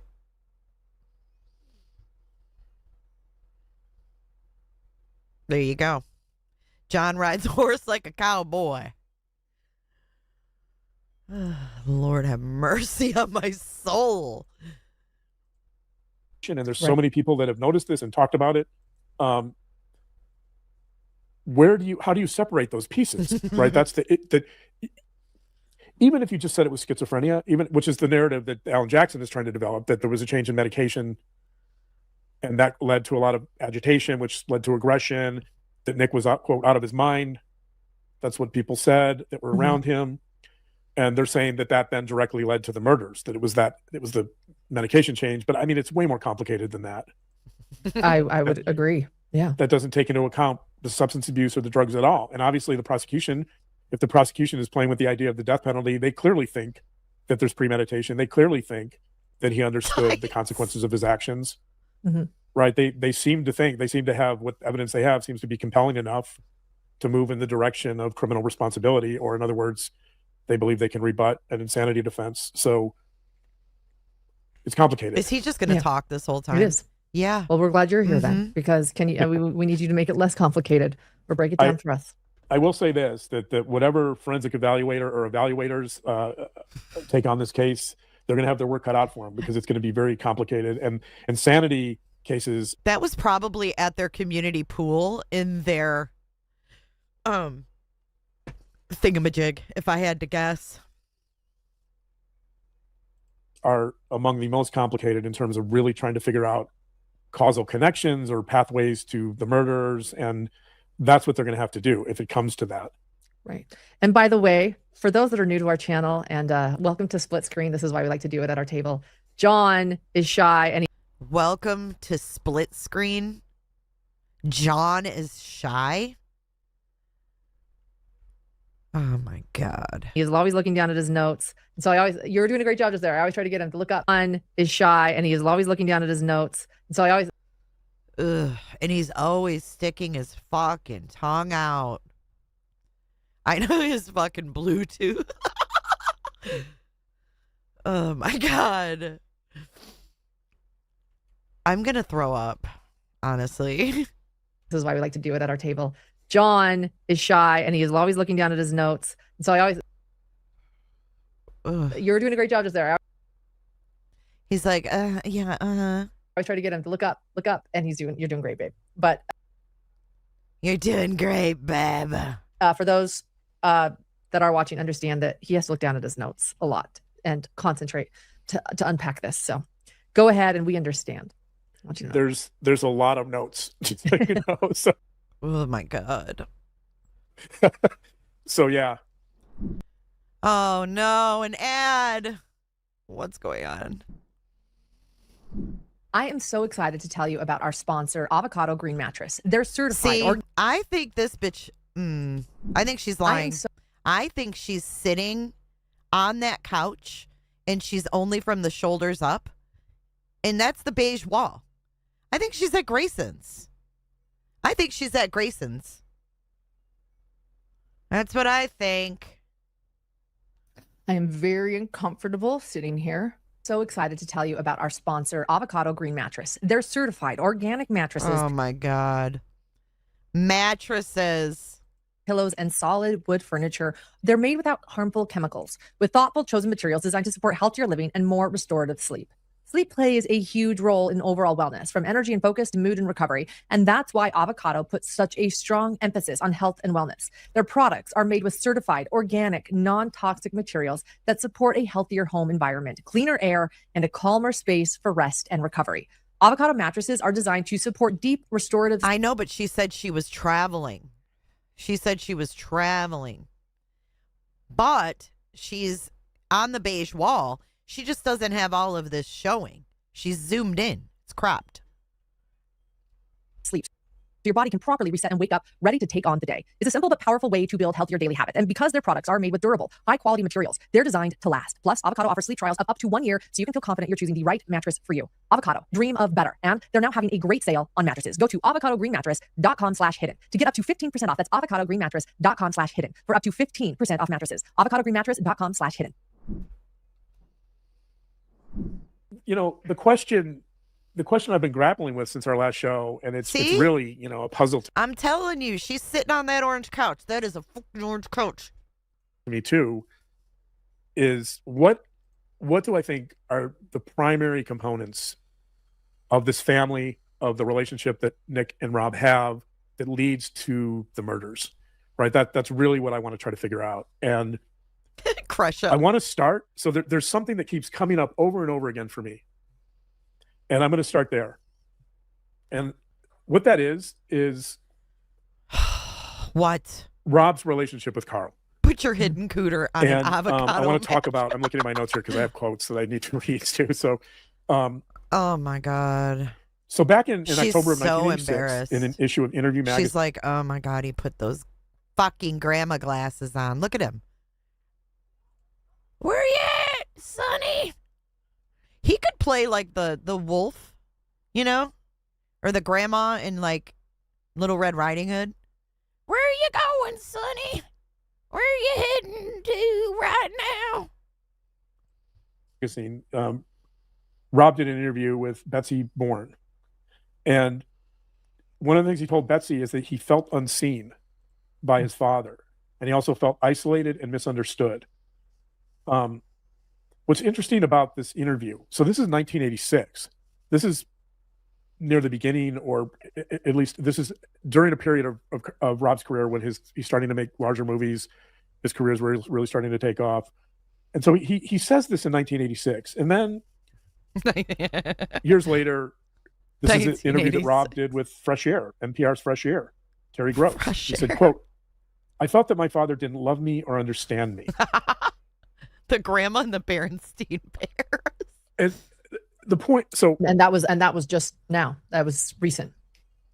Right. It was just recent. Wow. So you have this snapshot from 1986 to 2016 to 2025, where Rob is basically reiterating these same themes over and over again. And what's important here, I think, is not only the fact that these issues aren't resolved, right? That the sense that Rob feels compelled to talk about these over a period of U.S. Weekly. 40 years, roughly. Yeah.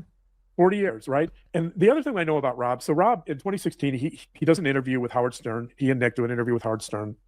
And there's a joke that Howard Stern says something like, "It seems like you've been in a lot of therapy." And Rob is kind of playfully said, "Thank you, DB, for your super chat. Lauren reminds me of a Mr. Potato Head." She kind of does. She kind of does. As to Howard Stern. Well, the only time I'm not in therapy is when I'm not doing things like this. We're going off Howard Stern interviews. So Rob basically says, look, when I'm not working and I'm not talking to people like you, Howard, and I'm not promoting movies or making movies, I'm in therapy all the time. All the right? time. So this is a guy, Rob Reiner, this is a guy who obviously is very invested in his mental health. He's very invested in becoming healthier. And yet, here you have Rob Reiner from 1986, and I'm sure there's more. I've looked at quite a few of these interviews with Rob, but 1986 to 2025, where essentially he's reiterating the same theme. And so what I want to pick up on here, what's important here, sure, not feeling loved and understood is really important, but this idea of not being seen is so important. I think if we want to understand this case, we have to start with this idea of not being seen. And the reason we have to start with that is because the idea of being seen has a lot to do with shame. Shame is the emotion, essentially, of feeling like you're not being seen. Shame is the emotion of feeling defective. It's always back to shame for these people. Oh, Daily Mail too, and Page 6. Feeling flawed, feeling judged by other people. It is very much a visceral emotion. It's a self-conscious emotion. It has to do with how we feel about ourselves. Shame, actually, when it's profound and deep, it tends to organize all of our perceptions around ourself and our self-worth, around how we see other people, around love and our acceptance of love, and around failure even. And so if you dig deep enough and you really listen to what Rob Reiner is saying, and you see these slices in time of him saying, essentially, I didn't feel seen. I think what really stands out to me is this is a story about shame. And not only is this a story about shame, which we're going to unpack today, but it's a story about, so there's a family systems theorist, his name is Murray Bowen, brilliant guy. He developed this theory of family systems called Bowenian, not surprisingly, Bowenian family systems therapy. And Bowen has this, we're going to talk about a couple of Bowen's main ideas, but two of them are, one of them is called what he called the multi-generational transmission process. And that's pretty much what it sounds like, which is that generations tend to, More projection. unresolved emotional issues tend to get transmitted across generations. So in other words, shame would be an emotion, if not resolved in one generation, would be passed subtly or not so subtly to the next generation. And I think the way shame shows up in the Reiner family has to do with legacy. It has to do with legacy pressure and legacy expectations, right? That's really where this comes into play. So, I mean, I think there's other subtler ways where it comes into play, but I just read this quote where Rob said that he wanted to be just like his dad, right? That's an idealization. That has to do with legacy. That has to do with creating an idealization of what his father had done and how successful he was and wanting to live up to it. So you have this legacy pressure, I think, in the Reiner family that's constant. Absolutely. And if you go back and look, and I said this earlier, if you go back and look at, so Rob was the eldest of 3 kids. He has a sister, Annie, and a brother, Lucas. Both are artists. His mother, Estelle, was an actress and a singer. And then in the Reiner family, the one we're talking about, Nick wanted to be a writer and maybe an actor or maybe a comedian. And then you have Romy. Romy is in the entertainment business. She's gotten into acting. And then you have Jake. Jake has gotten into acting and writing. All of these people across 2 generations, all of the Reiners across 2 generations are in the entertainment business. Right? Think about that for a minute. Legacy. That's legacy. Everyone. And then you go back to Carl and you go back to Harry Matthias, right? Like, this is a family that's immersed in Hollywood. Why is he going back to Harry Matthias? They are so weird. Carl, and you go back to Harry Matthias, right? Like, this is a family that's immersed in Hollywood, and they're immersed in the entertainment business. And whether they like it or not, they have to deal with the shadow of that. He did. He slapped her ass. They have to deal with the pressures and the expectations that come with being a Reiner. And Mannequin says Rob Reiner came on set on the Dick Van Dyke Show and slapped Mary Tyler Moore on the ass. The inheritance of that legacy and the expectations around that legacy, right? And then, the interesting thing about that is if you think of Rob, so Rob has to deal with this issue too. And Rob says that in many of these interviews, he says a lot of the same things, by the way, but he essentially says that his father, I talked about this in our last show, he says that Carl never really validated him until he was 19. He did a production of No Exit by Jean-Paul Sartre, the French philosopher, for a local theater. And he was And you know what, Steph? That is such karma. After her bullshit in the body cam. Well, we don't know how much they talk. Bullshit. It must be so vindicating to see her so miserable with this Miss Doubtfire / DD looking thing. He was the producer, and his father came backstage, and his father basically said, he told him, that was good, no BS. What a cute picture. Blech. Makes me want to throw the fuck up. Right. Okay, McCossie. Who's the bigger meathead? Rob Reiner or John? I don't know. That's a close call there. And Rob was thrilled by that because it was the first time. That was his validation. That was the first time his father ever validated him, and he was 19 years old. Agreed. And then Rob says later, when he talks about, so Rob, when he's 39, Rob does the movie, he produces and directs the movie Stand By Me, which is a movie, by the way, that he feels probably it's one of the movies where he feels the most amount of pride. It's one of his favorite movies. He said this multiple times in not only in 2016 interviews, but in the 1986 interview for Interview Magazine. He says that he relates to Gordy, who's a character in Stand By Me, because Gordy has a father that he believes hates him. And he says essentially that he didn't feel like he came into his own until he was 39 years old. Oh my God, now they're going to the storyline of Stand By Me. He described himself as a late bloomer to the interviewer, to Betsy Bourne. And he described his 30s, his young adulthood in his 30s as a period of adolescence. And because of that, he said, because of all these legacy pressures, he actually got into psychoanalysis between the ages of 18 and 22. So I think what's interesting here is that Rob really struggles for almost all of his young adulthood, right, until he's 40 years old. Rob struggles to differentiate from his father, Carl. He's trying to figure out who he is. He's trying to, the term we would use is individuate or differentiate. Differentiate, by the way, is a term that Murray Bowen uses in Bowenian's family systems theory. But Bowen believes that the job of a family is to help. Oh my God, he's so excited about this case. Why? Why is he so... Family systems theory. But Bowen believes that the... Oh God. I can't even catch it. It's so fast. It's like... job of a family is to help the children Caught a differentiate from fly. the parents so they can live independent, productive, healthy lives. So family therapy to Murray Bowen is about creating a self that's differentiated enough from the family so that that self can function independently and autonomously. And it's about, Bowen believed that every family system is just mired in anxiety. There's different degrees of anxiety. Some family systems have little anxiety, some have a lot, but family systems that have a lot of anxiety, in those families, it's much more difficult to differentiate. It's much more difficult to create a separate self. And the reason that's Is he talking about their family? True is because families with tremendous amounts of anxiety become more enmeshed. They become They become more involved or over-involved with each other to solve this problem of differentiation. They don't want the family members to be independent because that becomes more anxiety-provoking to them. So the way they deal with the anxiety, and this is in unhealthier families, and this gets into the idea of triangulation, which we're going to be talking about a lot. But Carl, so what's important here is that Rob finds a way to differentiate, but it takes years. He's a late bloomer. He doesn't do this until he's like 40 years old. Mm-hmm. And he's a late bloomer. I think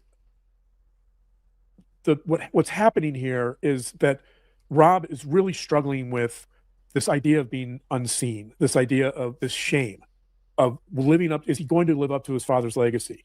And he's got a father that I think is, for the most part, he doesn't validate him until he's 19 or praise him. He's got a father that's very withholding of affection and attention, right? He has a father who's emotionally distant. And so in this type of family system, you're going to get a lot of anxiety. You're going to get a lot of shame about you're going to get a lot of shame around being successful. And you're going to get a lot of shame around being judged by others as being successful, being judged by people outside of the family who... Yeah, they're totally talking about themselves. Shine a spotlight on the Reiner family. Absolutely. And as you say this, all that goes through my mind is Nick Reiner, just hours before the murder, is asking everybody at Conan O'Brien's Christmas party if they were famous. I think it just kind of goes with what you're saying, that this is on their mind, this legacy, or at least on Nick's mind. But keep going. Yeah. Yeah. And I mean, and so if you think about Carl, if you think about the relationship between Carl and Rob, I think you're going to see a similar dynamic. I think probably what you're looking at is a lot of unresolved shame.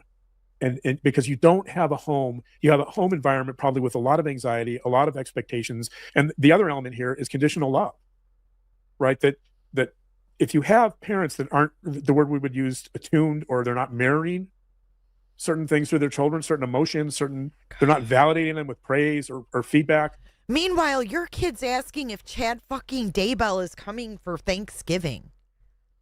I mean, who are these people? Who is he to judge anybody's parenting or talk about a relationship they know abso-fucking-lutely nothing about? There's no way that he could know anything about the inner makings of the Reiner family's dynamics. There's no fucking way.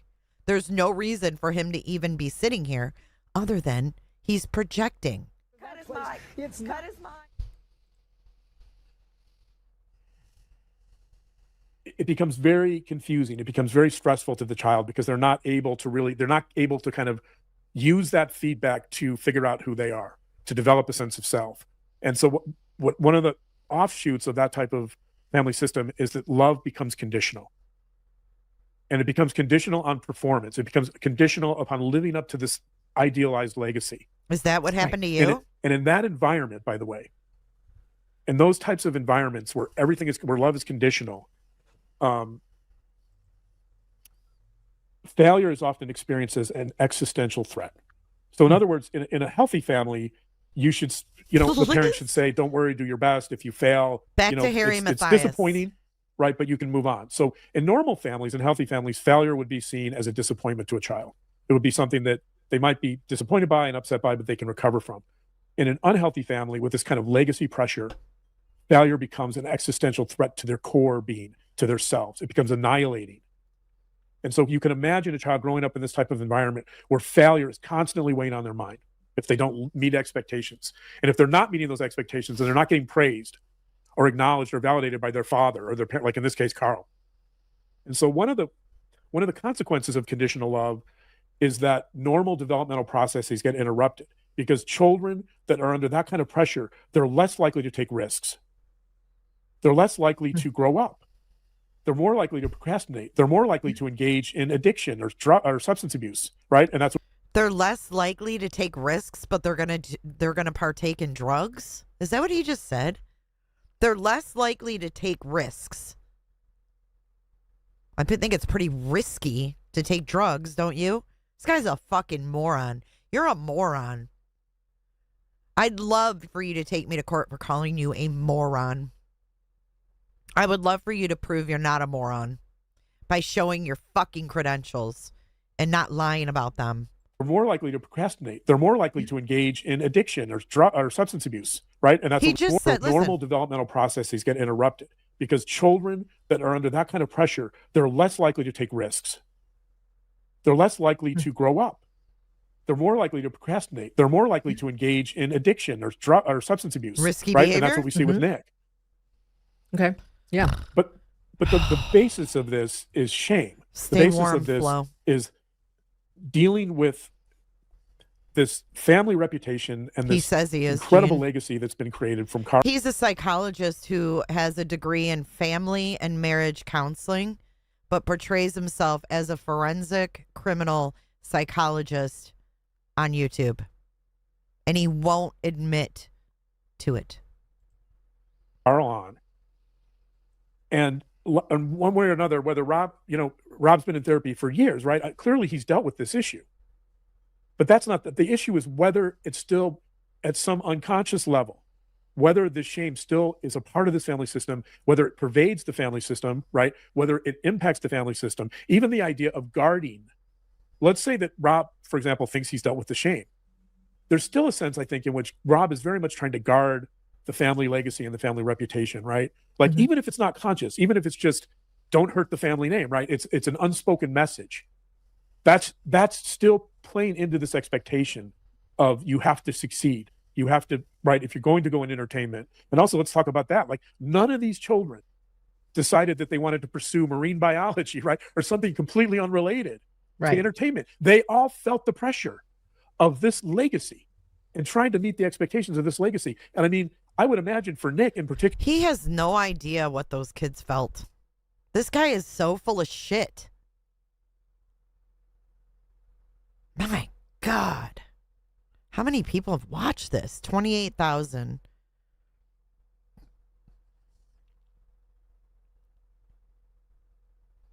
The shame conversation was really interesting.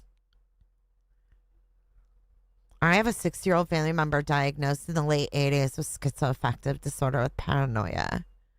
Mental health issues and crisis happen on a spectrum, A to Z, folks. I think Rob tried to raise Nick opposite from the way his father Carl raised him. None of you people know. I believe this is meth rage.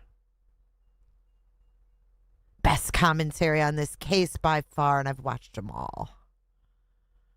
Shut up. That was really crippling. Oh my God, another one? A new year often makes people think about their mental. Is she trying to escape from the fucking straitjacket? What is this? Look at Lily. Take that dog for a walk, you bitch.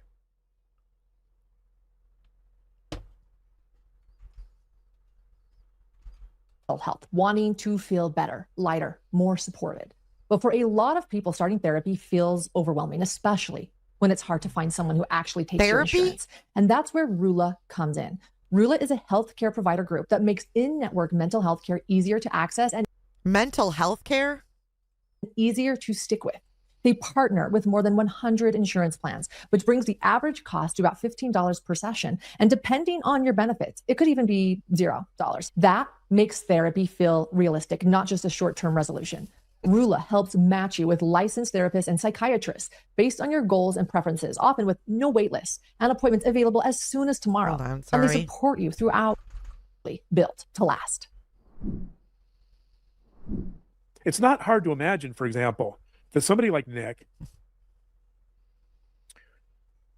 at 14 or 15, right? This is when Nick starts becoming, this is when Nick first uses. Ooh, he just itched the toupee. I want to see how it moves. Hold on.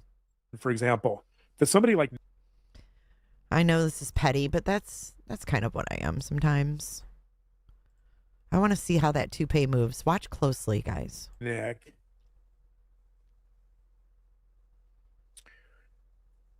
See, that one piece is the only piece that moves. See? I told you. Nick.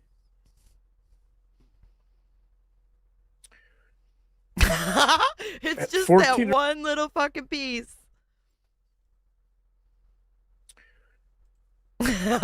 Told you. Told you. He's got a little piece on top there because it was getting whittled thin. At 14 or 15, right? This is when Nick starts becoming, this is when Nick first uses drugs that we know of. Right. Well, his first stint at rehab was 15. Yeah. If you think about that age, that's an age where expectations at school. Dude, this is a Hollywood family. It is not unheard of for a fucking teenager in a Hollywood family to, to go to rehab as a teenager, right? And in life, we're starting to ramp up. Like at 14, 15, that's a time when you have to start performing, right? And all of a sudden, Nick turns to drugs. He sees himself in some ways maybe as incapable of performing at the level that's expected of him. And I think he's confronting the possibility of failure maybe for the first time, and he's unable to deal with it. As I said, it's an existential threat. So drugs make sense. You know, so instead of dealing with all the anxiety and the pressures of this legacy, this idealized legacy that he's expected to meet or maybe meet, or he thinks he should meet, he turns to drugs. See, part of it's right here. And then it's combed over here. And then underneath is the grayish. Because he got thin. Look at his beady eyes. This is what he looked like as a kid. So he did have full hair, curly hair, right? He did. Look here. See, he had a full ass head of hair. However, I think it started to thin out on the top. So he put that little rug up there. What's interesting about that is there's a guy named Hamilton Morris who did a podcast with Dave Mannheim, who does the Dopey podcast, and they talked about this issue about Nick and drugs. And Hamilton Morris proposed, which is really right on, I believe, that there's something going on here called self-handicapping. And self-handicapping is essentially when you create obstacles to success that allow you to explain away your failures. Yeah, you can see how it's spread out. Expectations to protect yourself. They tried to blend it. An example would be, let's say I have a major exam tomorrow. And instead of studying for my exam, let's say, college students do this all the time, by the way. Let's say I go out and party all night. Let's say I go down to the strip and get drunk and, party. And then I go take the exam drunk and I fail.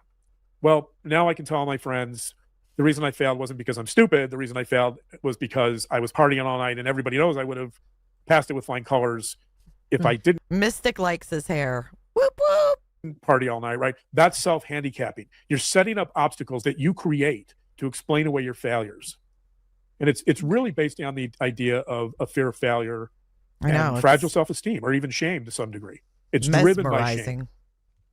Because you don't want to experience shame. You create excuses for your failures. And I agree with Hamilton Morris here. I do think that part of this is self-handicapping. I say part of it because it's a lot more complicated. We're going to have to talk about the family system. But I do think there is this element of all of a sudden at 14 or 15, Nick Reiner starts using. Helen, that's a no. She says, does he know anything without reading it out of a book? Nope. Drugs. He starts going to rehab. And essentially at that point, I think you have something like arrested development. Yeah. That not only the drugs, but the shame. Shame. I sometimes think of shame as an emotion that arrests it. Shame keeps people frozen in time in a way, because once you have a tremendous amount of shame, and maybe you're expressing it through perfectionism that you can't possibly live up to or reach, you don't try. If failure is existential, then you stop trying, right? You're impeding the normal development. Is that what you did? You stopped trying? Is that why you just went for the nonprofit? Because you suck? So you just gave up? You just stopped trying? You stopped trying to be a therapist? And then you met Lauren and you were like, oh, we can make a business out of this.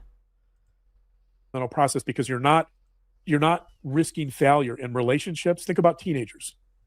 You're not risking failure in relationships, with maybe dating, with social interactions, think of all of it, with homework, with exams, right? There's so many ways in which I'm thinking of so many things. Yeah. With emotions, right? You're also, by doing drugs, you're potentially getting kind of a dopamine high, which means you don't have to cope with the emotions of failure, the emotions of disappointment, the emotions of sadness, right? All the things that go along with normal development. You're not going to confront those because you're doing drugs. The drugs will dampen and blunt any emotions you might have, or you might have to, right? Any normal emotions that a teenager should experience to become healthy. Yeah. And so he's totally making up Nick Reiner's teenage years. Do you realize that? He is making up Nick Reiner's childhood in this live stream or in this video. And what gives you, Mr. John Matthias, the authority to rewrite Nick Reiner's childhood?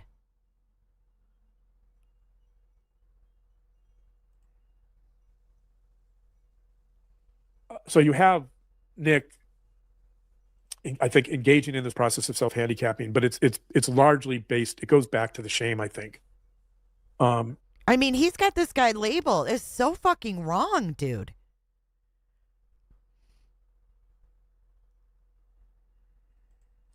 I did want to read a quote here, by the way. This is from a book called The Many Faces of Shame by Donald Nathanson. It's an edited volume by Guilford Press. It's older. It was published in 1987. It just so happened. Oh my God, 1987. Happens to have a chapter by Leon Wormser. Oh my God, he's so fucking immature. Oh my God, Leon Wormser. Remember Wormser from Revenge of the Nerds? Remember Wormser? Do do do do do do do do do do. He's so immature. It was published in 1987. It just so happens to have a chapter by Leon Wormser. I love Leon Wormser. Leon Wormser is a brilliant old school psychoanalyst who I love his books because so weird. Because they're written in a jargon of like old school psychoanalysis, which is like really dense and complicated, and I love it. So like it's not self-help, right? It's not like reading a self-help book where you're talking about your inner child. This is like really old school psychoanalytic jargon about Oedipus complexes, and so it's a lot of fun. I love sitting down and reading Leon Wormser. Anyway, he in chapter 2 of this, he loves to sit down and read Wormser. Likes me, everybody hates me, they want me to go eat some worms. Book, Wormser has a chapter called Shame, the Veiled Companion of Narcissism. Oh, that's interesting. But I want to read Wormser's description of shame because I think it's helpful. How many times is he going to say Wormser? Harry Matthias, stop saying Wormser. He's like this little pussy. So shame I is the feeling when one is looked at with scorn. It is, in other words, the affect of contempt directed against the self, by others or by one's own conscience. Contempt says, quote, "You should disappear as such a being as you have shown yourself to be, failing, weak, flawed, and dirty. Get out of my sight. Disappear," unquote.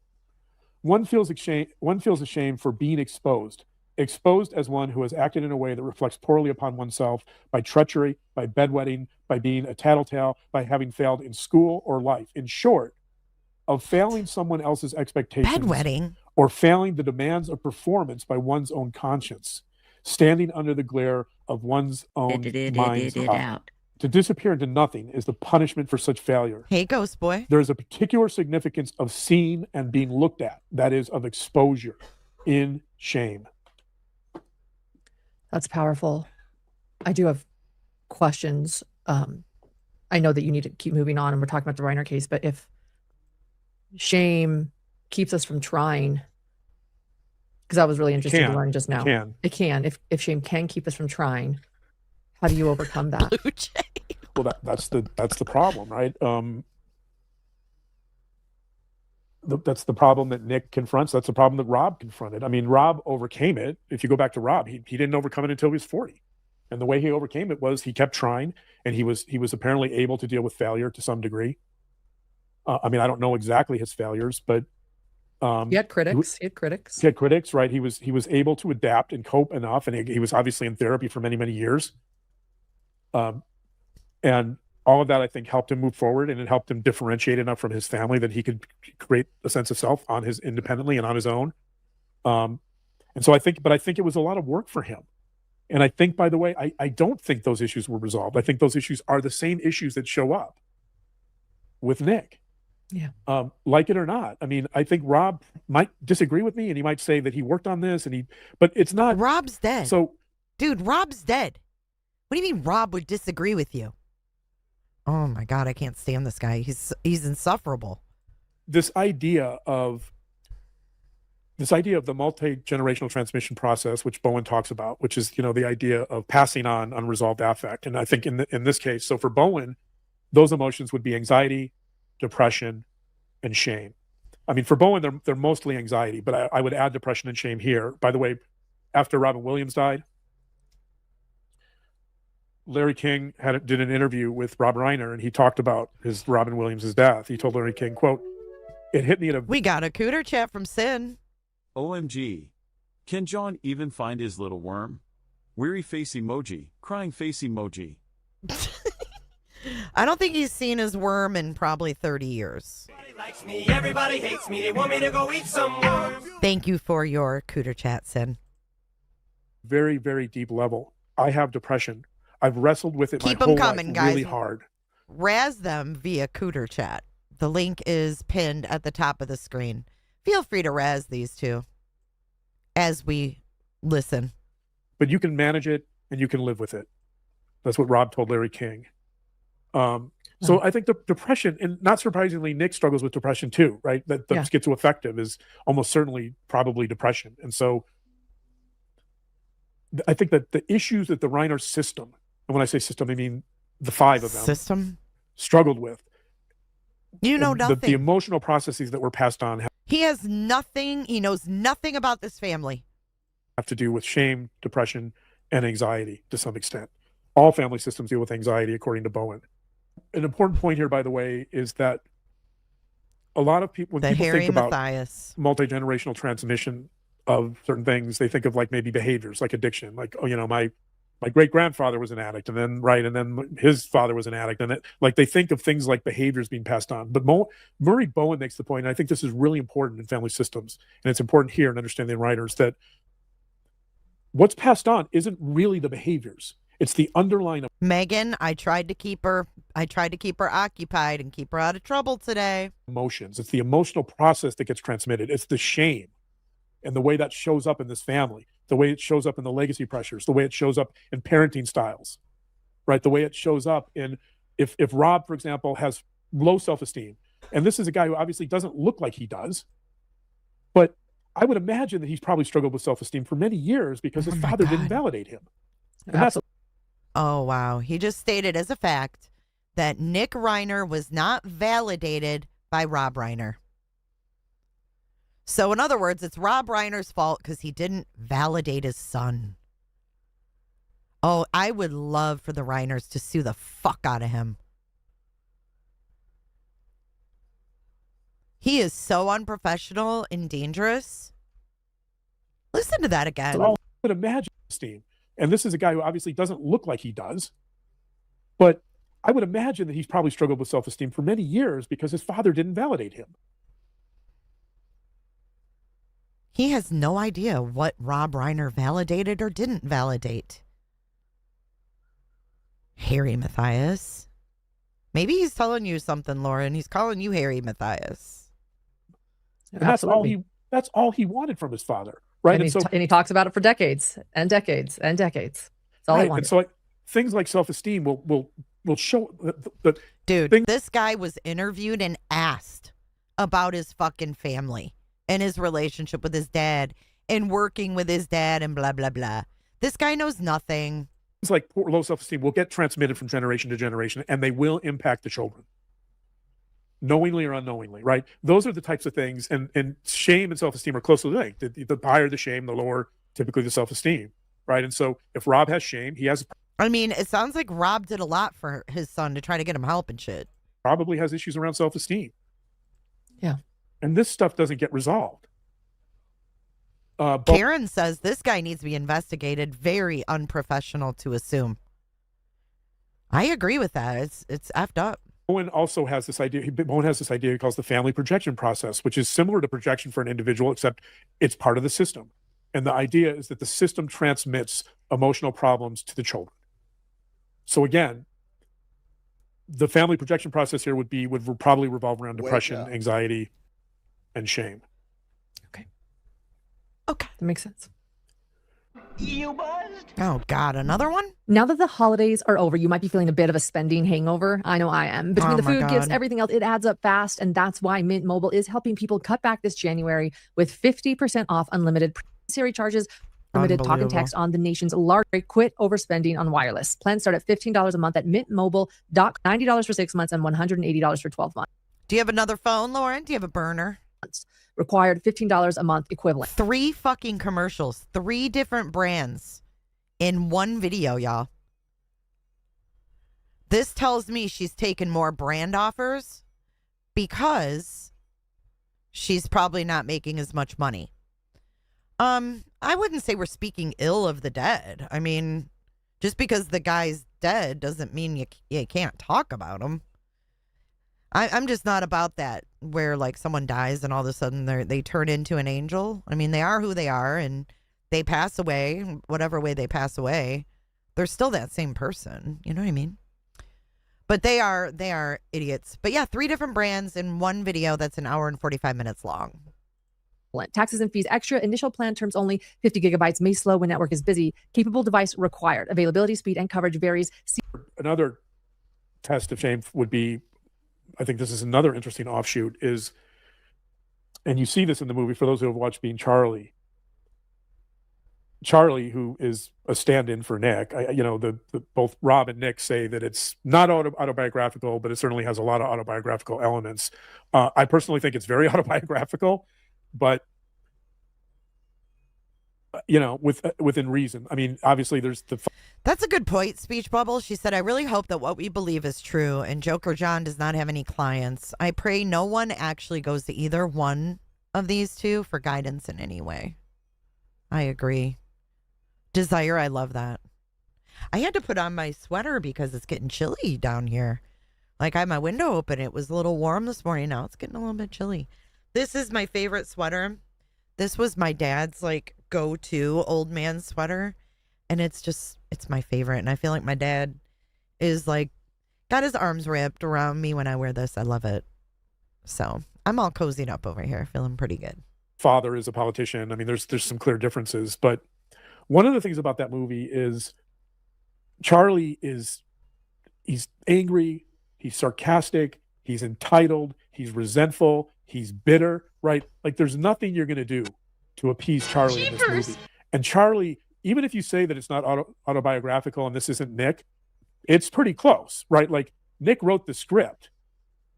At the very least, I think you'd have to say that Charlie is Nick's alter ego or a part of Nick, right? That it's a representation or symbolic of how Nick sees himself. Absolutely. Right. Absolutely. And my point is that sarcasm and entitlement, a lot of these elements that you see in this movie are often a byproduct of shame. sarcasm and anger are almost, not always, but often directly related to shame. They're a way to keep people at a distance. So if you're really sarcastic and angry, people are not going to want to get close to you. You're going to naturally create distance between yourself and other people if you're always bitter and sarcastic and resentful, right? And angry, right? People don't want to get near anger a lot of times. And so by doing that, Nick is obviously pushing people away with his anger. Charlie's pushing people away, right? He doesn't want any intimacy. He doesn't want people to get close to any type of vulnerability. He doesn't want to feel that shame. And so I think it's interesting because anger really is a defense. It becomes a defensive maneuver to really kind of deal with shame. Now anger? It's also, it's a way to deal with fear, I think, to some degree, and helplessness and vulnerability. And in the movie, he kind of presents himself as a bit of this comedian. He actually does a stand-up routine. I'm going to read, by the way, a moment from the film when Charlie, I guess, Charlie is doing a comedy bit, and Charlie's doing a comedy bit that he thinks is funny to this group in rehab. That's right, Sarah Beth. Gen X is sarcastic and fun. We aren't angry. And here's what he says. This is John's one of his jokes. angry as fuck. He says, quote, "My dad's a piece of shit. It's not funny, but I just wanted to say it," unquote. And he thinks that's humorous, right? I mean, right, not very funny. It's not funny. My kind of Right. humor. Yeah. But that's how shame gets expressed. And that's that rage he has, not only towards his father, but towards his family, towards the world. Right. Dude, And I think, you sat here and you were mad about Lori Hellis cutting you off. And you're going to talk about anger and resentment and rage. not only towards his father, but towards his family, towards the world. God. And I think a lot of that is driven by this unresolved shame. And I think some of that unresolved shame is... Yeah, where's his guy friends, Janice? That's funny. We never hear about any guy friends, any colleagues that he talks with on the regular, you know. They love to name drop. You think you'd hear about that. No friends. No friends. Transmitted from Rob and his relationship with his father. So I think you see kind of this Bowenian idea of the multi-generational transmission of emotions, unresolved emotions that show up. Yeah. One of the things in describing his relationship with his dad, and Howard Stern, this is what Nick said on Howard Stern, Howard Stern said, was it hard? And by the way, this is an interesting point too, is almost every interview that the Reiners did for this movie and elsewhere, the question that everyone brings up all the time is it hard growing up in a famous family? Is it hard growing up in as a Reiner? As a Reiner. As a Reiner. Is it hard growing up with all this legacy pressure? People sense that this is important. People sense that this is driving the narrative. And it is driving the narrative, right? Like all the interviewers sense it. They sense it in 2016. They sense it. That's what they talk. Dan Rather did an interview with Carl and Rob years ago. And he brings Dan Rather, I'd right? rather. Everybody that interviews the Reiners brings this else. up as being salient and important. Boring. Yes. And the reason they bring it up is because it obviously is. But Howard Stern brings it up. Howard Stern says, was it hard growing up for you as Rob Reiner's son? Here's what Nick says. It's probably worse to live in Syria. Huh. There's a shadow aspect to it. I mean, when I heard that, I almost fell off my chair. What? Like, I can't even. So Syria in 2016, by the way, for those who don't remember, Syria in 2016 was a mess. Syria was being bombed by the United States. The Russian planes were dropping poison gas. I mean, it was in civil war. I mean, Syria is still a mess, but back in 2016, living in Syria would not have been pleasant. I don't think anyone would reasonably want to live in Syria in 2016. And he's comparing growing up in his family to living in Syria. Can I suggest something about this? I hear it a little differently. Okay. I think it's shame of his shame. I think it's shame of his shame. I think that answer, I think you agree with me on this one. I think we're going to take the same thing from it. He's talking about how hard it is to be Rob Reiner's son. That, yeah, it's really, really hard. But it's like he feels shame that it's hard. It's like double shame. He is ashamed and he feels guilty because he knows it's worse growing up in Syria. and he's ashamed that he even feels shame about it. Like he knows that he's lucky.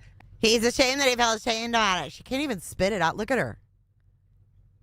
And he feels guilty because he knows it's worse growing up in Syria, and he's ashamed that he even feels shame about it. Like he knows that he's lucky, and everyone wants him to be lucky, and he hates it. He hates being Rob Reiner's son. He hates the pressure, and then he feels shame that he hates it so much. I think he's like, what the fuck? Dude, I hope these two get sued. I really do. Because this guy deserves a fair trial if it goes that way.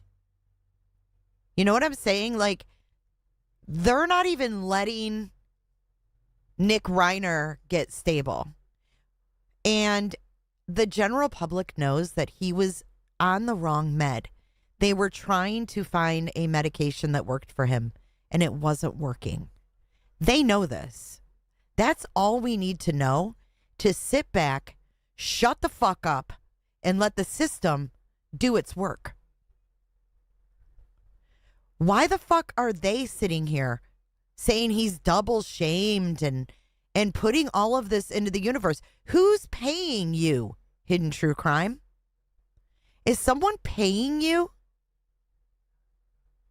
to victimize the victims here? actually implying like it's the whole comparison game, you know? Right.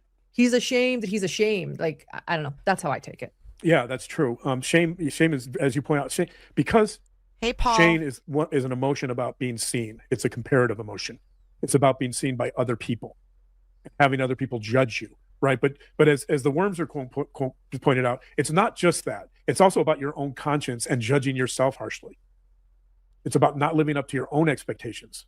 Correct. So I think the sarcasm and the anger and the resentment, all of this, I think, is a response to this underlying shame about, as you like, not living up to these expectations and this legacy pressure. Recently there legacy pressure. He just gave it a name. Not living up to this legacy pressure. It is horrible, you two bad actors. There was a person who many of the sources have not identified themselves because they've been close to the Reiner family, but this person. Oh God, he's. All right, hold on. He touched. I was waiting for this. We got a cooter chat. Are you experiencing a loss of income after an ill-advised 9-hour live?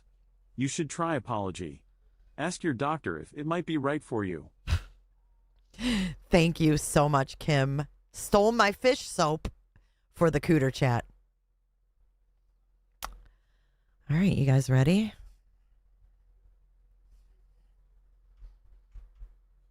Because they've been close to the Reiner family, but this person did. His name is Danny, but this person. I saw scalp, actually. We might be corrected here. Hold on. Because they've been close to the Reiner family. All right, he put his whole hand on it.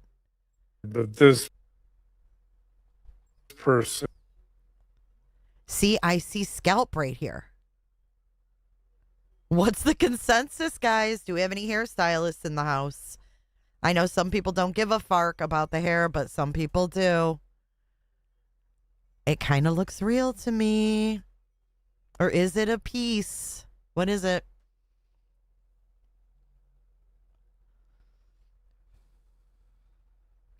Oh my God, Jules of Thought. I didn't even think of that. She said he's doing that on purpose to prove it's his hair. Oh my God, you might be right. Did. He just proved it. Thanks, John, for clearing that up. Because they've been close to the Reiner family, but this person did. His name is. He's like, look. That shit's real. Clip that shit, Janice. Sources have not identified themselves because they've been close to the Reiner family, but this person did. His name is Danny. He did it. Jules, you're so funny. She's so right, though. He did that to show us he's not wearing a rug. Oh, this picture is kind of disturbing. of Nick, to be honest with you. I don't like the looks of it. Interview with the Daily Mail. Yes. And I'm just going to read a little bit of what he said because nope. it's remarkable. Which, by the way, what he says is very similar to the character Charlie that you see in Being Charlie. So this is. I think he just doesn't want to mess it up because they've hairsprayed the fark out of it. But I don't understand the color difference. That's still baffling to me. Blue Jay says it's not real hair. Good pieces show a very real looking scalp. Oh. No surprise. Who was that? Who is this then? Why are they showing this? Danny? Hold on. Why are they showing this picture? It's not Nick. Sorry. Recently, there was a person who many of the sources have not identified themselves because they've been close to the Reiner family, but this person did. His name is Danny. He did an interview with the Daily Mail. Oh, yes. Okay, this guy's name is Danny. My bad. Sorry. And I don't know where they found this picture. I don't know, dude. And I'm just going to read a little bit of what he said because it's remarkable. Which, by the way, what he says is very similar to the character Charlie that you see in Being Charlie. So this is no surprise. He said, and Danny was in rehab, by the way, not for drugs. He was in rehab for a shopping addiction. So apparently, according to Danny, this guy was in rehab with Nick. Okay, interesting photo, but all right. One time he took his parents' credit card and went out and spent $250,000 on a shopping spree on his parents' credit card. That's funny, Quote, John. Nick had no sense of gratitude, no sense of appreciation. He was just. He thinks that that's fucking funny. Took his parents' credit card and went out and spent $250,000 on a shop. Hashtag Spanx. How much did Lauren spend on Spanx, John? How much did Lauren spend on Spanx? One time he took his parents' credit card and went out and spent $250,000 on a shopping spree on his parents' credit card. Quote, Nick had no sense of gratitude, no sense of appreciation. He was just a bleeping, pompous little punk. Nick Reiner hated his parents, especially his dad. He would rant through the night about how much he effing hated his parents. I think he just had really oppressed anger towards the fame, right? So there we go again with the legacy pressure. A couple other things. He noticed that Nick attacked another teen at the facility. This is when Nick was 15, 16. He also attacked Danny. He said, quote, he really, Nick really. Isn't truly... this according to Danny, though? Does he have any proof of what this Danny says is true? That's what I want to know. He had no cause to hate them except for the fact that they are the reason for a lot of his problems, and that boiled down to the fame. So Danny is noticing the same dynamic that I'm discussing. And I think, again, the basis for this is this underlying shame that's really driving this process and that's being passed on through the generations. There is, however, there's a couple of other important ideas to bring in here that really, I think, will help understand the situation. And that you and I often talk about this idea of triangulation. So Murray Bowen was one of the first family systems We're going to be really therapists petty to introduce this idea of triangulation. And Bowen's idea was that in a system with, more than two people, when anxiety became intolerable, a lot of times what happens is a third party is brought in to diffuse the anxiety. That's a triangle. So you have two people that are... Okay, you have to choose yes or no. Is it a rug? Yes or no? Get your unprofessional and professional opinions in the poll. Vote right meow. Having a conflict, and then you bring in the third party to try to reduce that anxiety, to reduce that conflict. That's triangulation. Triangulation to Murray Bowen is like the fundamental building block of family systems therapy. You have to understand triangulation if you want to understand family systems. There's also something in family systems called the identified patient. And the identified patient is commonly seen as the symptom bearer. It's the person in the family system that, or you can think of it as a scapegoat, that kind of takes on the family issues or the family dysfunction. And then that person gets placed in therapy. His source, right, Dental Lori. She's like, yeah, let's just go off another person in rehab for our facts. Yeah, a guy that's going to steal credit cards and charge them up. Yeah, let's take his word, John. His word is gospel. Gospel in the hidden true crime world. And the family points the finger at them. Let's say it's Nick and says, hey, look at how dysfunctional Nick is. We're fine, right? But Nick's the problem. Go fix him. I think there's an element here where Nick does carry some of the unresolved emotional issues and anxiety in this family. Yeah. And the reason what the identified patient does is, and what triangulation does, it helps stabilize a dysfunctional system. Cheryl. What happens is that the person who's carrying the identified patient is basically not only carrying the symptoms, but the identified patient diverts attention from the family dysfunction. And the identified patient, and triangulation too, it distracts from the intergenerational wounds. Instead of this family saying, there's intergenerational wounds. A lot of shame here that we have to address. There's a lot of shame that we need to resolve and discuss. And maybe they did. I can imagine this happening in some of these treatment facilities, maybe. Oh my some God. Degree. Although as TMZ point. Oh my God, he's going back to TMZ. Hidden true comb over. Oh my God, he has no idea what they talked about in therapy, and it's quite frankly none of your fucking business, Mr. Matthias. In some of these treatment facilities, maybe to some degree. Maybe. Although as TMZ pointed out in their special, most of these treatment facilities did not deal with his mental health issues. Right. They only dealt with the addiction. They only tried to get him clean for 30 days, and then they would cut him loose, right? So they weren't really dealing with it. They only tried to get him clean for 30 days, and then they would cut him loose, right? So they weren't really dealing with these underlying family dynamics around shame and mental health and potentially schizophrenia, right? They were dealing with just the drug issues, which is a symptom. So they're not really addressing the real issues. Harvey. But it's not hard to imagine that, We know Harvey doesn't always deliver the facts. Come on, people. Do they think we're that stupid? That if Nick is being scapegoated in Good this family, for you, Lynn Allen, then he's absorbing a huge amount of stress. And his shame is only increasing exponentially because the expectations are unrealistic. And he's kind of being asked to carry the symptoms of this family so the family doesn't have to really look at their shame. The family doesn't have to. He's diverting attention from the intergenerational wounds that begin with Carl, or maybe Harry. I don't know. They begin with Carl or maybe Harry. Harry Matthias. Yeah. And they're being passed on through the generations. And he inherits that. He doesn't cause it. He inherits it from his dad. Wow. And maybe his dad doesn't want to deal with that, even though his dad's been in therapy for years and years.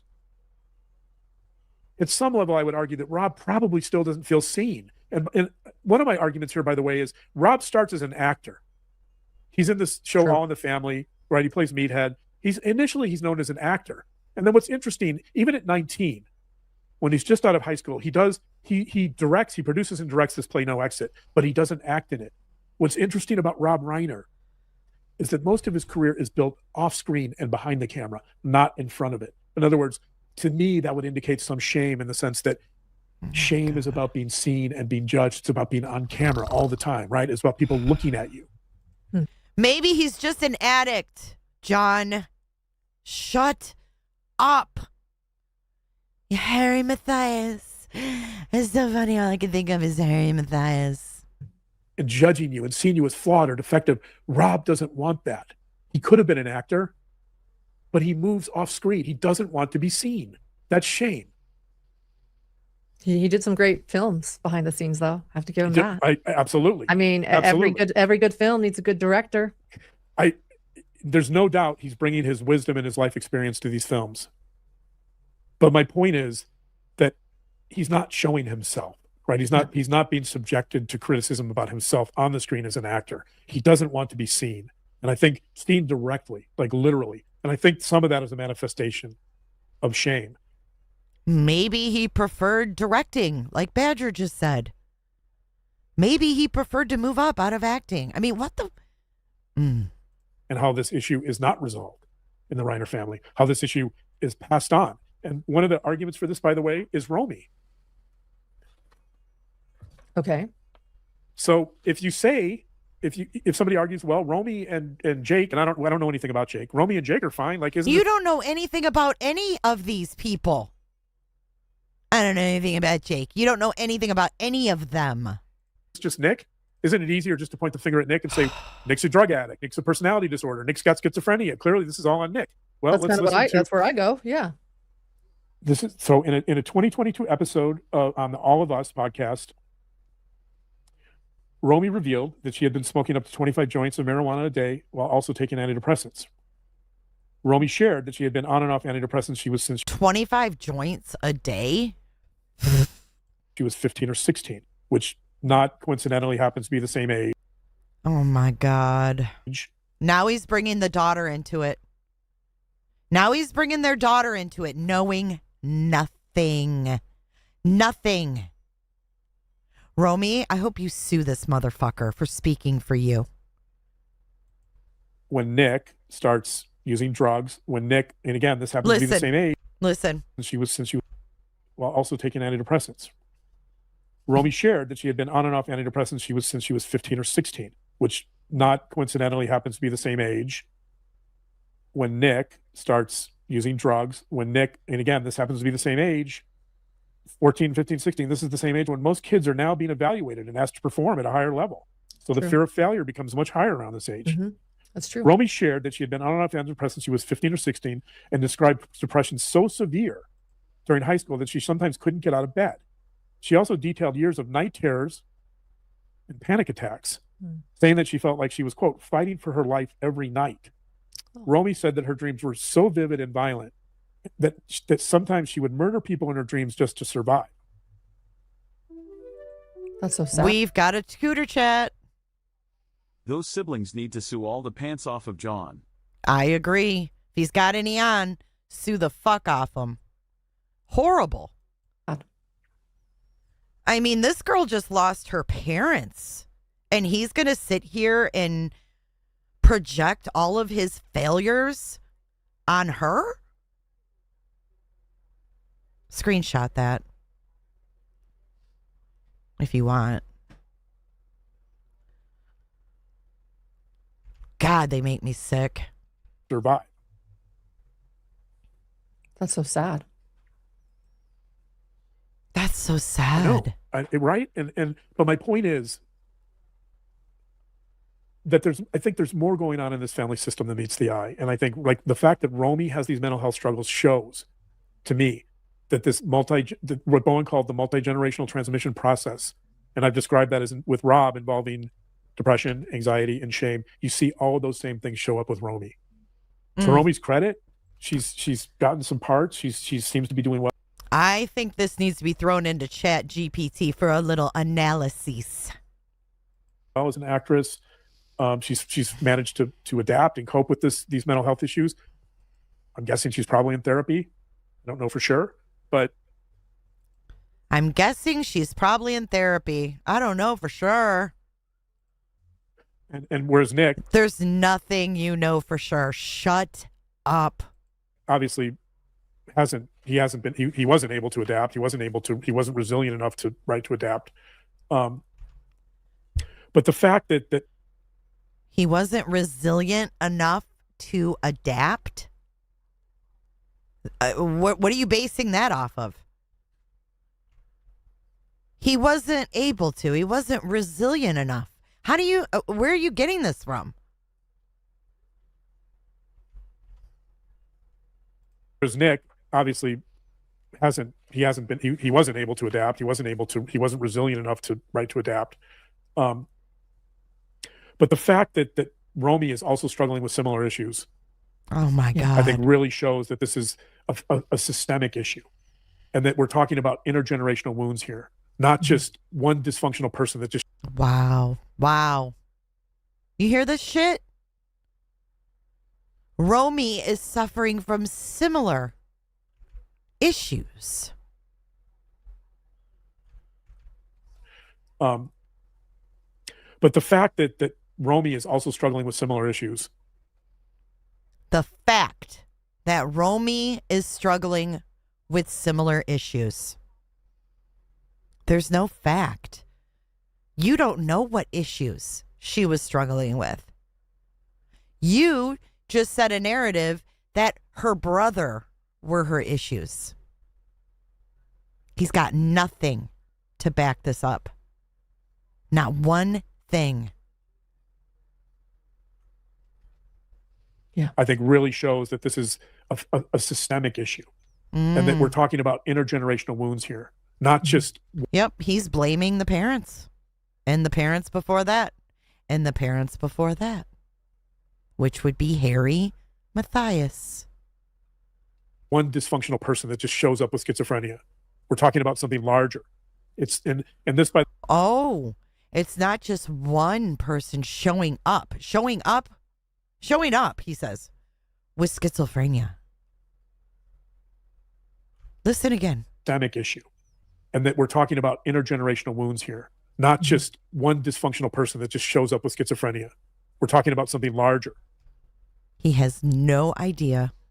This could be isolated right to Nick having a mental illness that was untreated. And he turned to substance abuse. It happens a lot.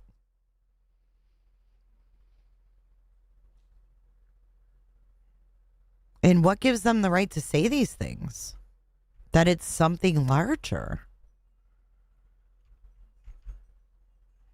Not just one dysfunctional person that just shows up with schizophrenia. We're talking about something larger. It's and this, by the way, is going to get us into triangulation a little bit. So I explained triangulation. It's interesting to think about this system in terms of triangulation because you have Rob, who's more of the disciplinarian, and then you have Michelle, who's more of a stabilizer. So she's more of the emotional stabilizer. Some would say enabler. Oh my God. No, this is public. He just called Michelle Reiner an enabler.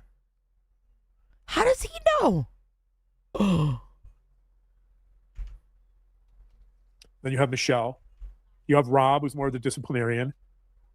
Rob's the disciplinarian and Michelle's the enabler, he just said.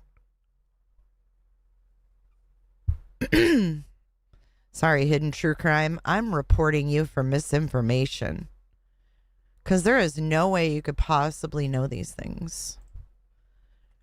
Reporting false information as factual and using credentials of being a psychologist to back it up. Sorry, had to do it. And then you have Michelle, who's more of a stabilizer. So she's more of the emotional stabilizer. Some would say enabler. In the movie being Charlie, for example, Charlie wants an overnight pass, and his father refuses to let him have it. Whereas the mother shows up behind the father's back to give him this overnight pass without the father knowing. Right? You've got this double dealing. And you've got this, Nick. There's a point where Nick says in one of the interviews, my mother understood more of my emotions. My mother was more understanding how I shouldn't go to rehab, whereas Rob wasn't. And so here you have the parents are kind of splitting these different roles, and they're triangulating Nick. This is gross. In the sense that the parents both have kind of different functions here, right? Okay. One is kind of an enabler, one's a disciplinarian, and Nick is kind of Nick becomes the recipient of those conflicts. Huh. And what's interesting about that, and I'm going to take that a step further, by the way, because the triangulation, I believe, goes way beyond. By the way, when you do that on a PC and you report, it automatically gives them the timestamp of where you pause. So pause wherever you want to report, then hit the flag and do your thing. 3. But one of the interesting things about that conflict in particular, which is, again, so you've got these different roles for his parents, and they bring Nick in, and Nick is sort of the battleground where all of this conflict plays out and all of this dysfunction plays out, right? He's the recipient of that. And so what happens is he fucking hates women too. And that's why he said Michelle's the enabler. Rob's the disciplinarian and Michelle was the enabler. A family like that, oftentimes this conflict replaces intimacy. The conflict gets reenacted repeatedly because this is a family, at least with this triangle, where I believe, I love you, Steph. Nick in particular, they really stronger struggle than me, girl, to connect, and they really struggle to express their intimacy. It's conflict that stabilizes the system, and they're organizing around this crisis. But there's something else going on here too, which is that many times people think of triangulation, and Bowen talked about this, that many times people think of triangulation as occurring between people.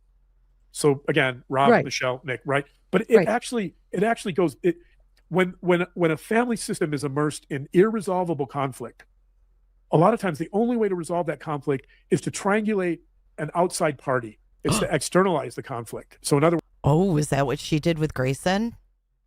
words, you bring in an organization or you bring in an institution and you triangulate with them. And that's what's going on here. Rehab is a triangulation. Rehab is a triangulation? The fuck? John Desire, he has two brothers. Conservatorship is a triangulation. The movie Being Charlie is a triangulation. Those are all attempts for this family that's locked in this conflict that they can't resolve to try to resolve it in other ways. In fact, Rob talks about this. Yeah, remember Johnny's mom didn't tell his dad about him falling out of the car and getting run over by a fucking 18-wheeler? The timestamp would be around 1:06, an hour and 6 minutes, around there. Just go to like an hour and 6 and listen around there. On one of the interviews of Being Charlie. Hey, says, Jackie, it's horrible. Rob says, quote, there were times we had fights. He's referring to being on the set of Being Charlie. Rob, quote, there were times we had fights. We went at each other and it was very difficult. It was very emotional. But in the end, it, quote, became a cathartic experience, unquote. In other words, Rob is kind of telling you why he made this movie. He made this movie, I think, it's a peculiar movie to make, by the way. Like, there's nothing really redeeming in the end about this movie, and I'll talk about it. I'll talk about that at the very end of this podcast today. But, oh, great! But this movie doesn't really accomplish that much, except I think this is Rob's attempt to triangulate a Hollywood or a movie into the family process to try to resolve this problem. Yeah, that makes sense. It's an interesting way to put it, but that makes perfect sense to me. Yeah. And guess what? And well, it's surprise, also their way of surprise. their way of processing this. It's their way of doing therapy. It's their way of trying to resolve these conflicts that just are constant, right? And so, but of course it doesn't work, right? Because the system here needs conflict to survive. If you were to eliminate the conflict here, then this family would be face to face with the real dysfunction. Huh? Mm-hmm. And I don't know if they want to go face to face. I don't know if they want to look at the real dysfunction. And so conflict and anger and rage become the primary relational language in this family. That becomes the language of intimacy. There's one of my favorite plays. It's a really hard play to watch. Is Edward Albee's Who's Afraid of Virginia Woolf? And for those people who have watched this, so Richard Burton. Thank you, Millie, Elizabeth Taylor for subbing up. Play the couple in this movie. If you want to see a movie with extraordinary acting that's very difficult to watch about a really dysfunctional couple, go watch Who's Afraid of Virginia Woolf. Virginia. Oh, look, she's wearing, I just noticed this. Okay, remember the sweatpants in the picture? It's a set. This is the shirt to the matching sweatpants she's wearing in the puffy coat picture. About a really dysfunctional couple, go watch Who's Afraid of Virginia Woolf. See if Mystic Firefly. Virginia Woolf. Potato. If you want to know our marital conflicts. Virginia Woolf. Potato. If you want to know our marital conflicts. It's the way he pronounces wolf and roof. If you want to know our marital conflict. Virginia Woolf. Potato. If you want to know our marital conflicts. It's the way he pronounces wolf and roof. And what other Chicago? Like, no, it's not. It's WOOLF. Wolf. Well, anyway. Wolf. With an L. Wolf. I don't know. Whatever. I got it. Yeah, tomato. Yeah. Wolf. Go ahead. Whatever. So yes. My point is that when I look What's at your Nick fucking and I look point? at the way he communicates with his parents, and I look at Charlie in the movie Charlie, who basically is Nick. Oh my God. He's going off a character in a movie. I call them movies because my kids called them movies when they were little. I still say movies. You want to watch a movie? But listen, I got it side by side of the Wu-Tang picture with the real Lauren. Are you guys ready? Are you guys ready? Let me get it up here. A little palate cleanser for this Monday afternoon of grueling review.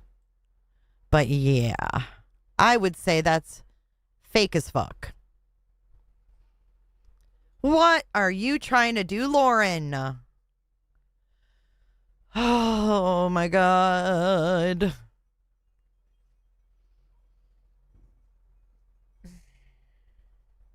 Jeepers! Why is she trying to take 20 years off her face? Like, does your insecurity run this deep, girl? Embrace yourself. Embrace who you are. This tells me all this insecurity is projection of her. You would never do that to yourself if you were happy with yourself, how you looked, how you've aged, what you've done with your life. Every line means something.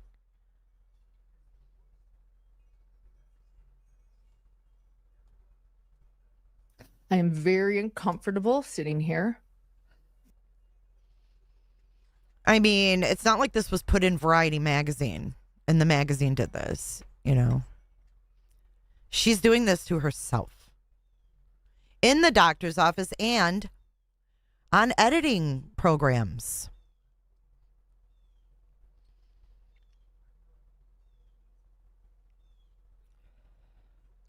I mean, what you see here is someone who looks happy, content on the right, and someone who has a lot of resentment, anger, insecurities, feels like life hasn't been fair to her.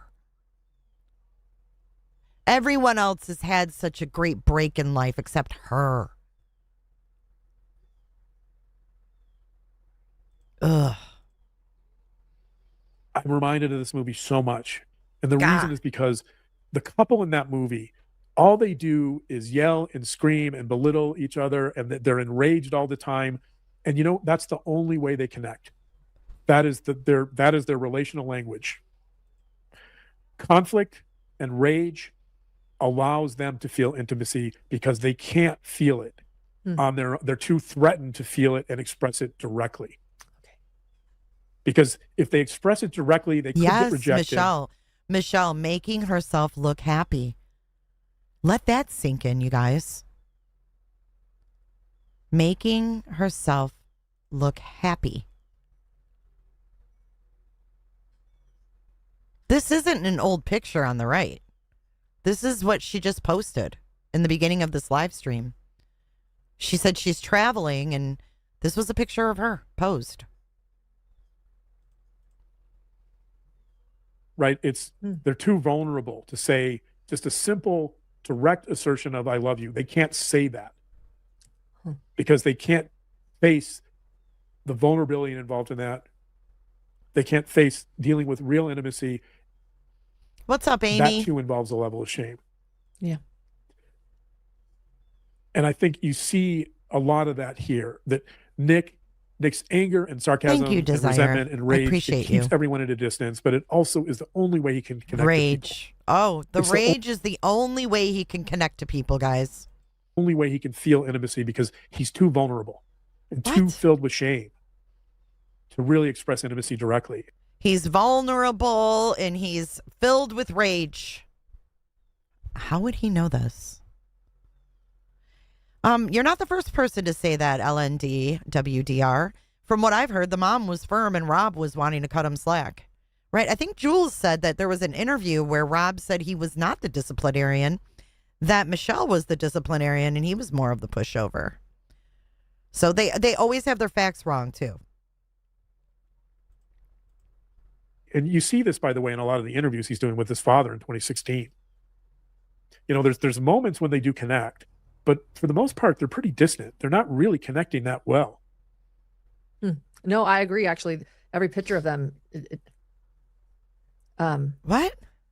Of Nick and Rob, I want to say, you know, Rob will have his arm around Nick and there's a lot of distance. What? Yeah. I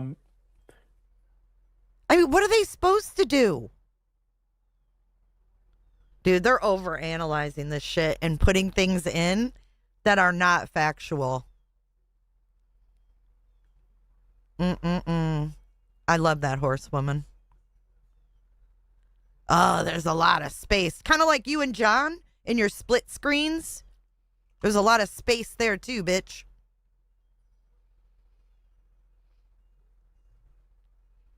There's a lot of space in your split screen. And there's a lot of distance.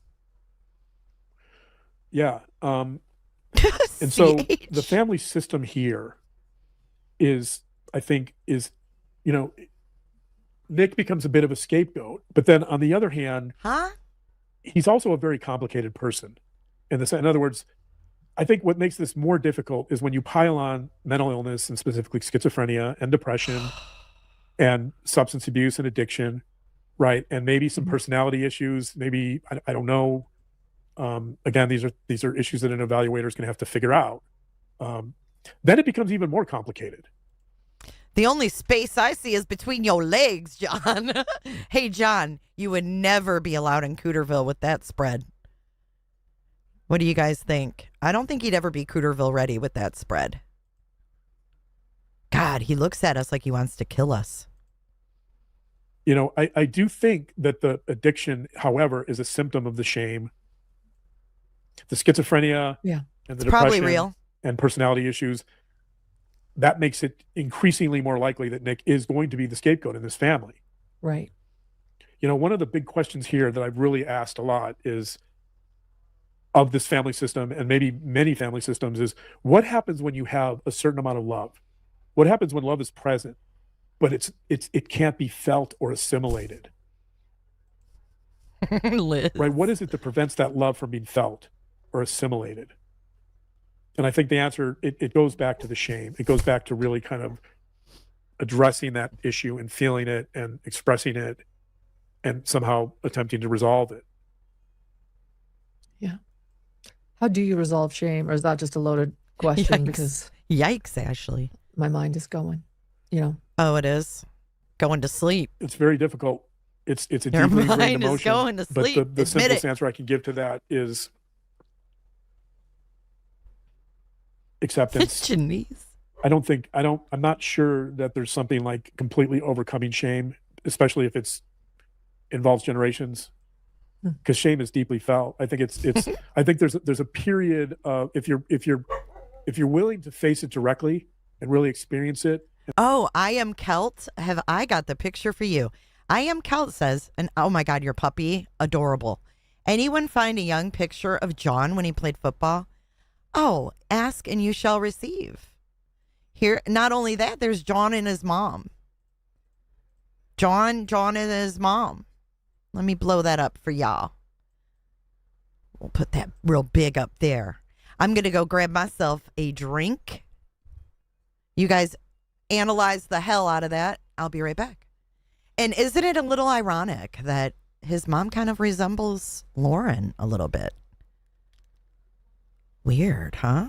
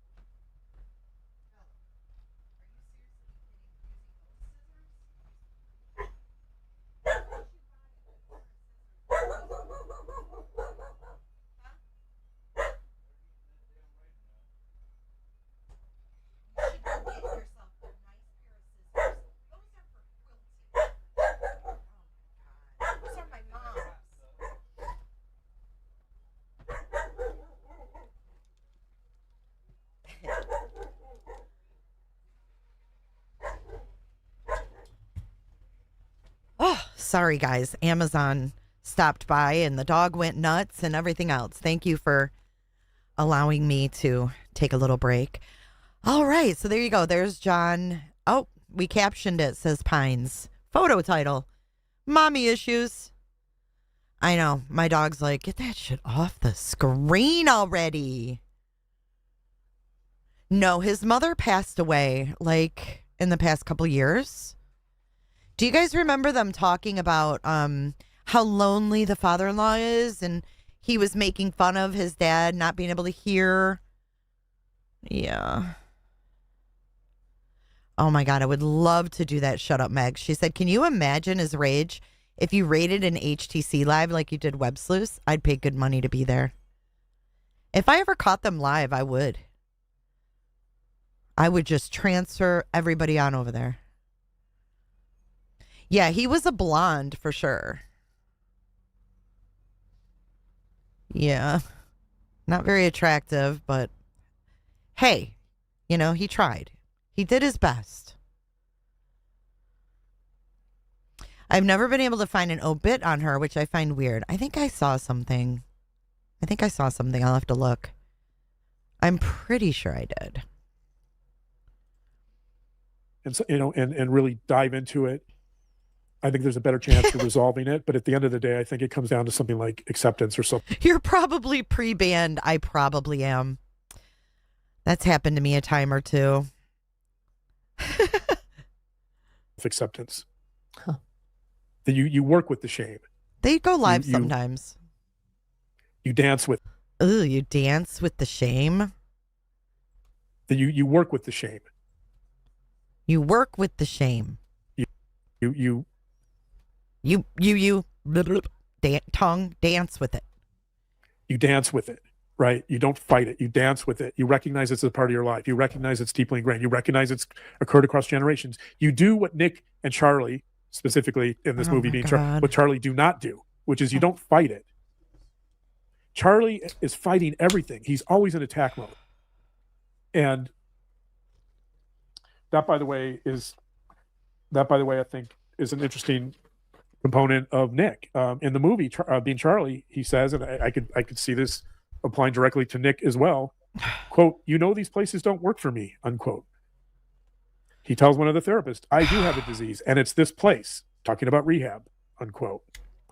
So there's this clear sense here in which Nick is blaming rehab, and he's blaming... Dude, no addict wants to be in rehab.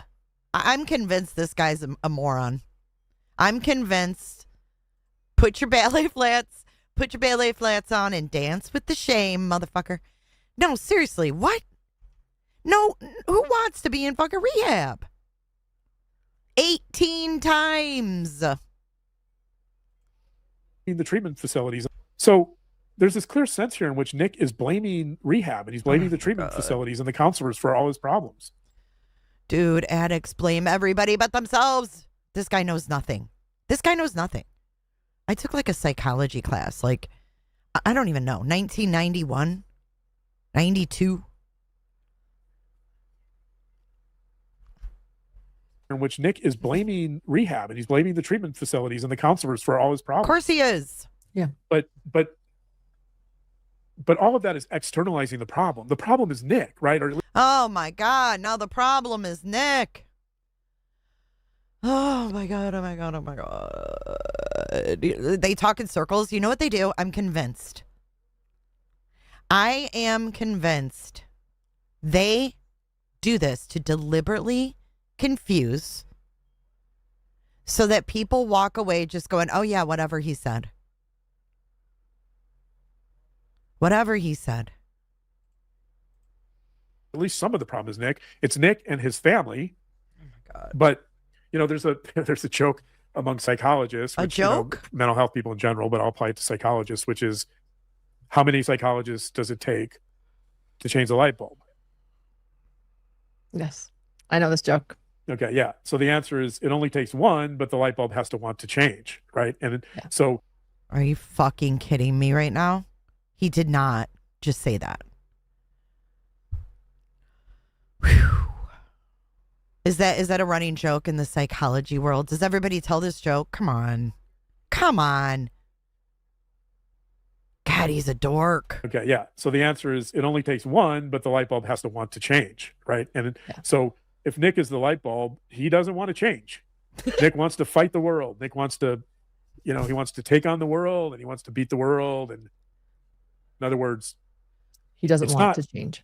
I mean, I've heard a lot of things like, how many people does it take? How many plumbers does it take to, you know what I mean? Like, you can use that for anything. Help me. I'd love to give him a swirly. We could really find out if he's wearing a toupee if he let us give him a swirly. Wouldn't he be perfect swirly material? That face, that mouth, that shit. Everything about him is just swirly material. It's not a healthy response to go to rehab 20 plus times and to blame rehab for all your problems, right? Because rehab's not the issue. The issue is that you don't want rehab. Nick does not want rehab to be successful, because if he does, by the way, then the triangle we talked about, that changes. If Nick is successful in rehab or treatment, he's acknowledging that perhaps his parents were right. He's acknowledging that perhaps Rob had a point, that in all their power struggles, that maybe his dad was correct, that maybe he did have a problem. He does. He says it's the same tone in every live stuff. She said 100%, Jay, going back and watching old lives, he says the same thing in many of them. I think that's why she chimes in to throw people off. Yeah. It's like just this pattern, and they don't think about it. Like, it just flows with them at this point. They've been doing it for so long. Oh, I would love to give him a swirly. A swirly is when someone sticks your head in the toilet and flushes. And your head swirls. Your hair swirls in the whole of it. I personally never had a swirly before. But my brother used to threaten to give me swirlies. And I'd get scared. Maybe he does need to grow up, right? That's part of this equation too.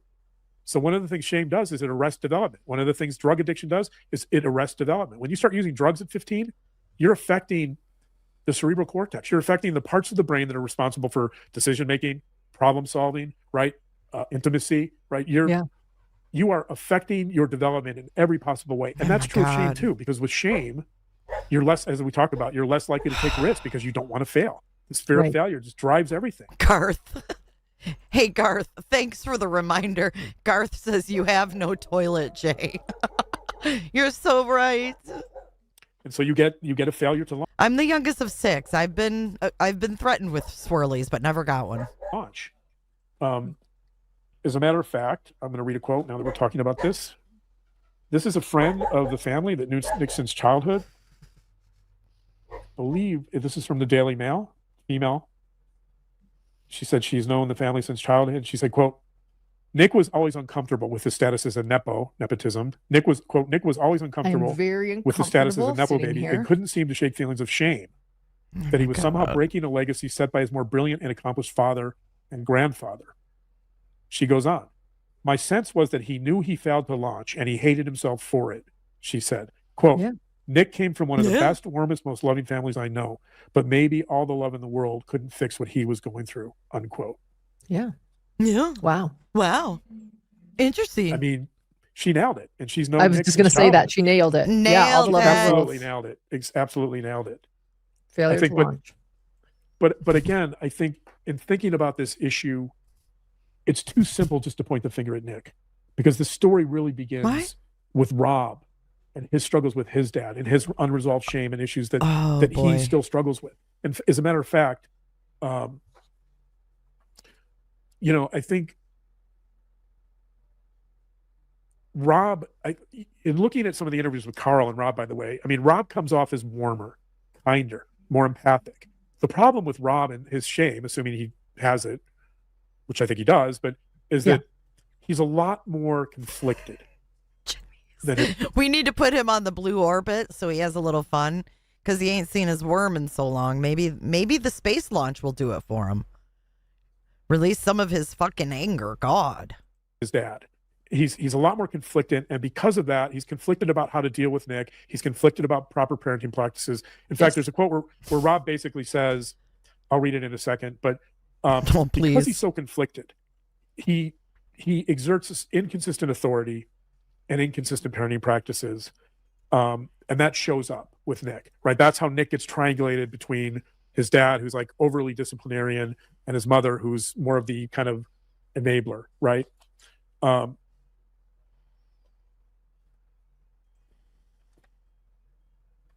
Rob says, this is an interview he did with ABC News. I do, Trisha. She's dreaming of a huge glass of wine. Rob says he's talking about treatment. And he says, they told us, meaning the rehab facilities, quote, they told us you have to be tough. It has to be tough love, which is not my nature. I'm not a disciplinarian. I'm an actor. I'll act like a guy who is tough, unquote. That's interesting, right? That is interesting. In the sense that although it's really Rob not is saying that he doesn't really feel like he wants to be overly disciplined or harsh with his son, he takes on that role and he acts in that role. And that's what you see in the movie. The problem here, though, is I'm not sure where you separate the acting from the reality, right? Like, even if he's acting, at some point, he's stepping into that role. And he's acting in a way that's inconsistent with the way he wants to be. It is stuff. But this gets back to protecting that family reputation, right? I think he's acting in that role because that's what he's trying to do. Right. He doesn't want his son. I mean, I don't know how else to put it. He probably he wants his son to do well, but he also doesn't want his son to embarrass his legacy. He doesn't want his son to somehow tarnish the family legacy, the family reputation, I think, to some degree. I'm not saying that is spoken. I'm saying that's more unspoken and tacit, but I do believe that's more internal. It's more internal. Right. He doesn't admit it. Melmo, can you give the audience in chat a little more information on that, on how to go about doing that? Because this is very irresponsible. And I have a feeling that they're like being hired to do this shit or something. I don't know. I just wanted to ask you guys, is the red background too distracting? Do you like the Halloween theme? Is it going to be good for a few more weeks? Let me know your feedback. I don't want anything hard on the eyes, or I know a lot of people put this up on their TV. Let me know. Because if you don't want to act like a guy who's tough, then why are you acting like a guy who's overly tough? What are the unconscious motivations for acting tough when you don't want to be tough?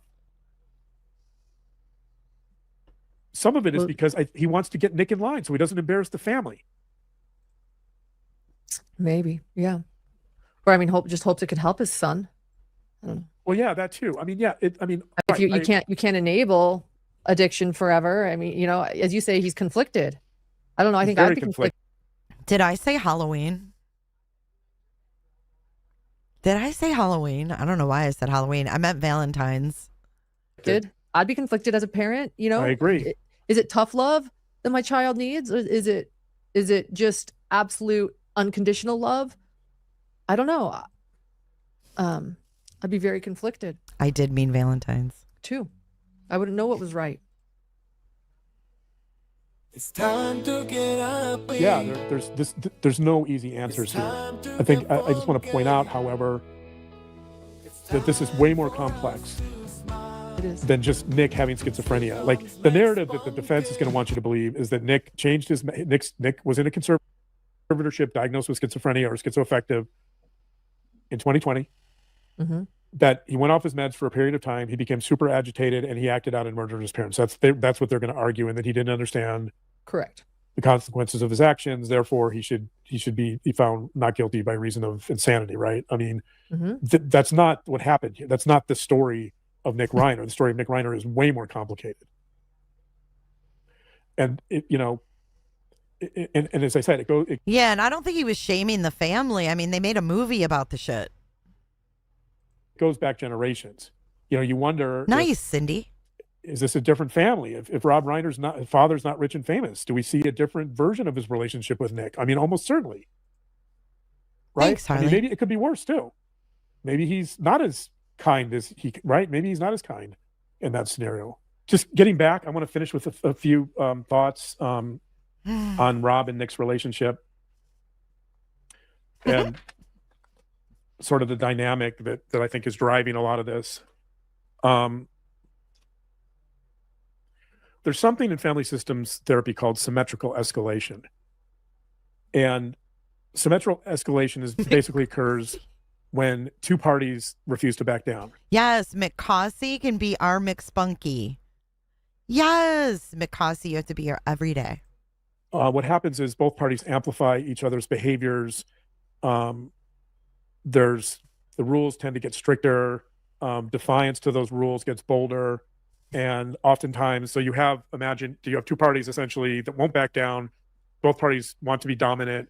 And the communication gets to the point where something has to give. Either one party has to back down, or if both parties don't back down, then you can have some type of violence, right? And so I think it's not hard to imagine that in this particular case, that perhaps the situation Let's get to the arose Wu-Tang. where I'm waiting for the Wu-Tang. Rob did not back down. Or is that going to be in Patreon? This is a really interesting, and Rob's history, by the way, was one of backing down, by the way. So that's how symmetrical escalation became de-escalated, because usually Rob would back down and Nick would get his way. And then the system would find what's called homeostasis or balance. The system would return to normal. What? What are you talking about? Right. It would still be filled with conflict because that's this entire triangle was conflicted. There's an interaction here which I think is really, really telling about their relationship. This goes back to 2016. They're doing an interview for ABC News.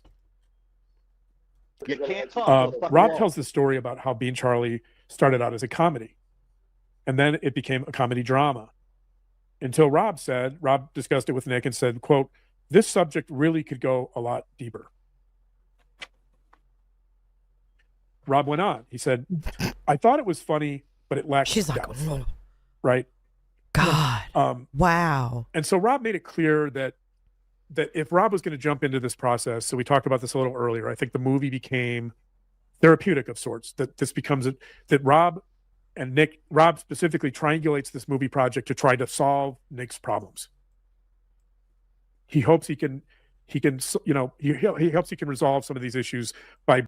Right. He said that Rob was the disciplinarian and Michelle was the enabler. Now he's got Rob as the enabler because he doesn't know.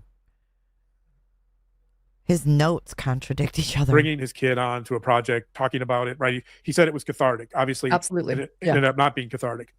So Rob says this fairly early in the interview about how this is really, Nick saw this as a comedy, but he thought he could mine it for a little more depth, right? He felt like it was more. And so they're near the end of the interview, and Nick turns to the interviewer, and so the interviewer basically says to Nick, "What do you hope people take away from this?" And this is what Nick says. Tell us. Quote, "I hope they laugh. It's funny what happens in these places. It's not all serious." Wow. Think about that moment. Wow. So his father is basically saying, I didn't want this to be a comedy. I wanted this to be something that was deep, because it is deep and it is meaningful and it is right. It is serious. This is not a comedy. This is more of a drama. Yeah. And it's cathartic and it's important. Exactly. And Nick concludes by saying, I think it's really funny. In other words, not only is Nick being oppositional with his father, right? But he's saying, I don't think this is serious. Like Nick sees rehab as in some ways pointless, meaningless, right? And the reason the very dynamic here that he has with his father, where he's basically saying, I don't agree with you, Dad. I'm opposing you right now. I'm being rebellious with you right now. That this is their relationship. If you want to understand Rob and Nick's relationship, that interaction says it all. That Nick doesn't see any of this as being, because again, the sarcasm in the comedy is really a defense against shame. Absolutely. And Rob is saying, I want to take a deep dive into this issue. I want to deal with the shame or depression or whatever, the addiction at a level that's meaningful to both of us. And I want this to be cathartic. And Nick's saying, you know what? This is his spin, by the way. This is his spin on all of this. None of this is factual. And she just likes looking at herself.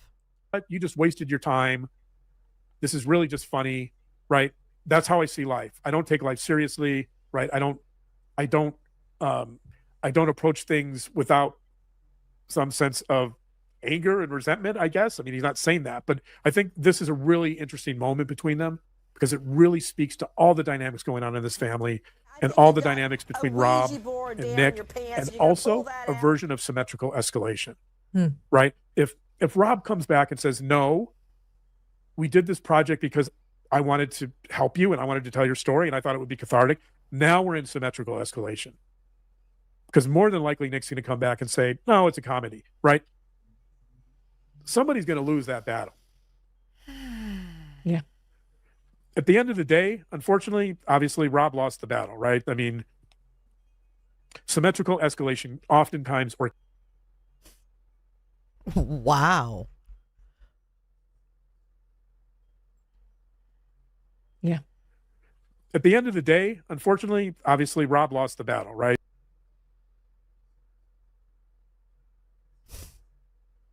He just says that like so nonchalantly.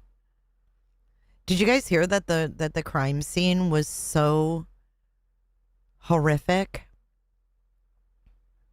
Did you guys hear that reported? I think it was by Alan Jackson. Somebody said how horrible the crime scene was. And he's like, oh, at the end of the day, Rob lost the battle. Because it's his own fault. Shouldn't have been such a disciplinarian enabler. Now we're in symmetrical escalation. Because more than likely, Nick's going to come back and say, no, it's a comedy, right? Somebody's going to lose that battle. Yeah. At the end of the day, unfortunately, obviously, Rob lost the battle, right? I mean, symmetrical escalation oftentimes, or can, if it occurs over a period of years, it can end in violence. Tragically, in this case, I believe you had a version of that. I think the trigger, if I had to guess, I would say that the trigger here had to do with the conservatorship or rehab. It's possible that when they changed his meds, because Nick was agitated, that perhaps he started doing meth again. Rob wanted him back in rehab. They escalated. Or perhaps there was I've heard some chatter that the conservatorship was being renewed. And, think about that, by the way. You put a 30, in 2020, Nick was younger, but you put a 32-year-old young adult who can't meet any of the family expectations or legacy pressures. You put him in a conservatorship where you're basically saying, you're disabled, you can't care for yourself, you're done. You will never meet the expectations we set for you, right? You're a total failure. Yeah. Think about the shame that would that would create for Nick Reiner. Yeah. I think either one of those could have led to a lot of symmetrical escalation, which could have eventually been triggers for these murders. So anyway, that interaction with ABC News from 2016, I think, is really representative of Nick's relationship with his dad and all the qualities we've kind of talked about. Not letting his dad make his point, kind of trying to get in the last word. And it speaks to this idea of conflict in the system. It speaks to Nick's rebellious streak. And it also, I think, shows the possibility of symmetrical escalation, which easily could have led to these murders. Ooh, it's getting sunny out. I want to end, as long as we're talking about this, I want to end with, so there's a spoiler alert here, but I want to end with the end of the movie being Charlie.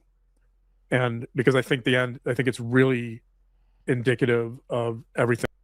1 hour and 36 minutes, baby. That we've talked about today here. So the ending is me too, Miss. The father attempts to reconcile with Charlie. They've been really fighting the whole movie, and Charlie was.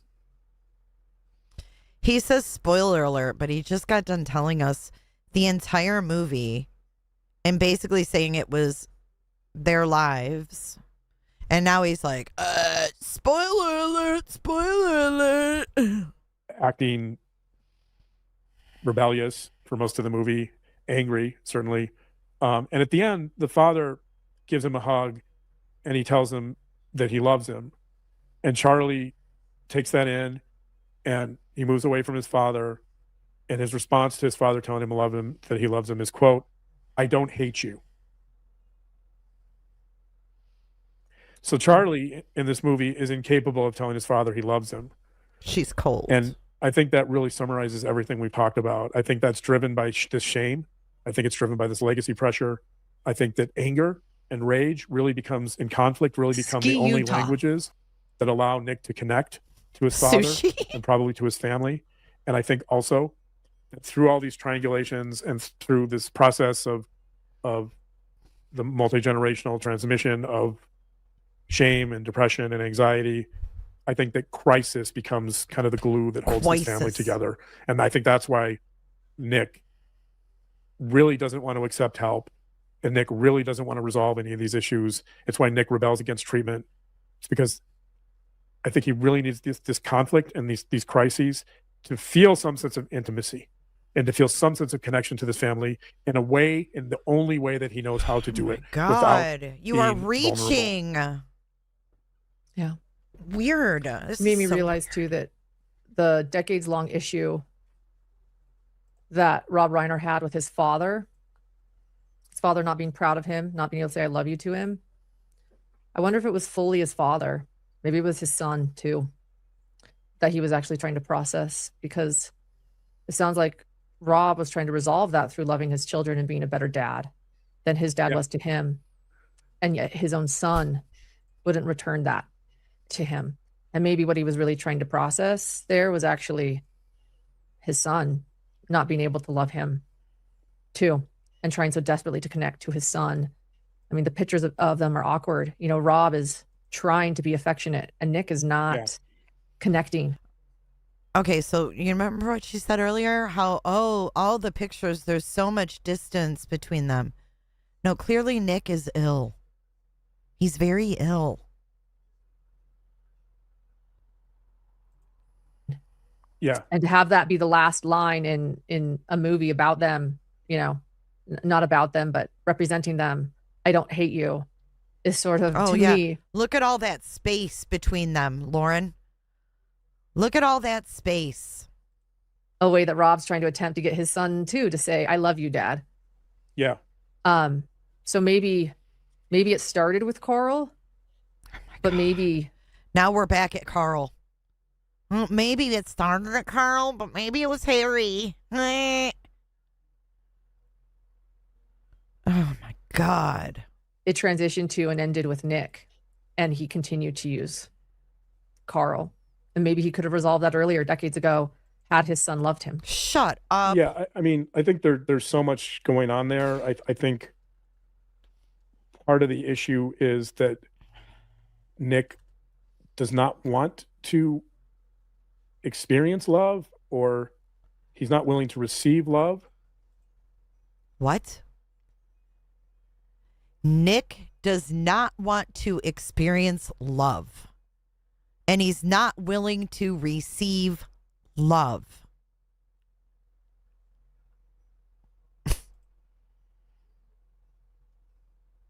Because you don't receive love, weirdo.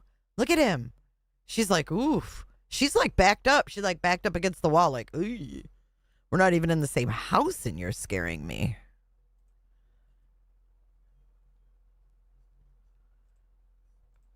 But I think some of that is shame, though, too. That, you know, praise becomes threatening when you're filled with shame, and love becomes very difficult to receive and hear when you're filled with shame. Because when you're filled with shame, you're defective to the core. You don't believe that you deserve love, right? And so what comes first? Is it the shame, or is it Nick's rejection of his father? Is Nick angry because he's filled with shame? Is he angry because he, as you pointed out earlier, because he's born into this family with all these legacy pressures, and that he's forced to perform, or right, that the love is conditional in that circumstance? I mean, I don't think Rob intends any of that. But I think the problem is that he can't help but bring it into this family. As much as Rob doesn't want to, as much as he wants to exclude the shame and the depression and all the issues he dealt with, I think it's inevitable through this, what I call the family projection process, and through triangulation. I think he can't help but bring this in, because he's been struggling with it for so long, because he can't resolve it. So maybe Nick's angry at him for, you know, for the weight of all these expectations, and for burdening him with this shame, even if it's not conscious. God, I think there's you have no idea. Just shut up. Oh, they're about to cut him off. He gets cut off abruptly.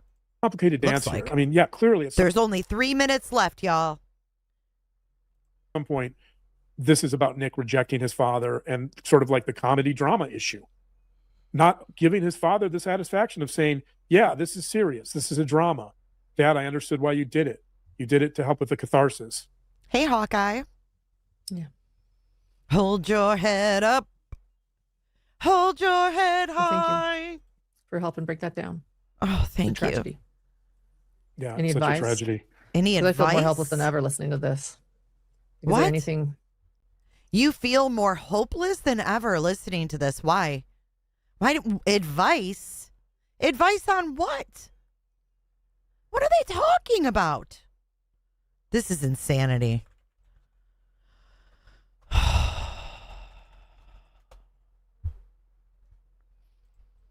For helping break that down. Such a tragedy. Yeah, Any such advice? a tragedy. Because I feel more helpless than ever listening to this. Is there anything we can do to help those we love the most, you know? What? You're the one that said you were rocking back in bed. And he didn't do anything. You were rocking back and forth, suicidal in bed at 3 a.m. And John cried to Grayson. Remember, guys?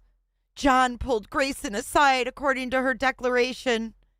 And he was crying, and he said that Lauren woke up in the middle of the night rocking back and forth. How can we do to help the ones we love the most, you know?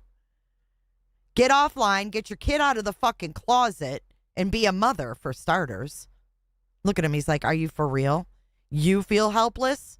I'm here taking care of your kid. How do you feel helpless, Miss Wu-Tang Clan? Which she never got to in this.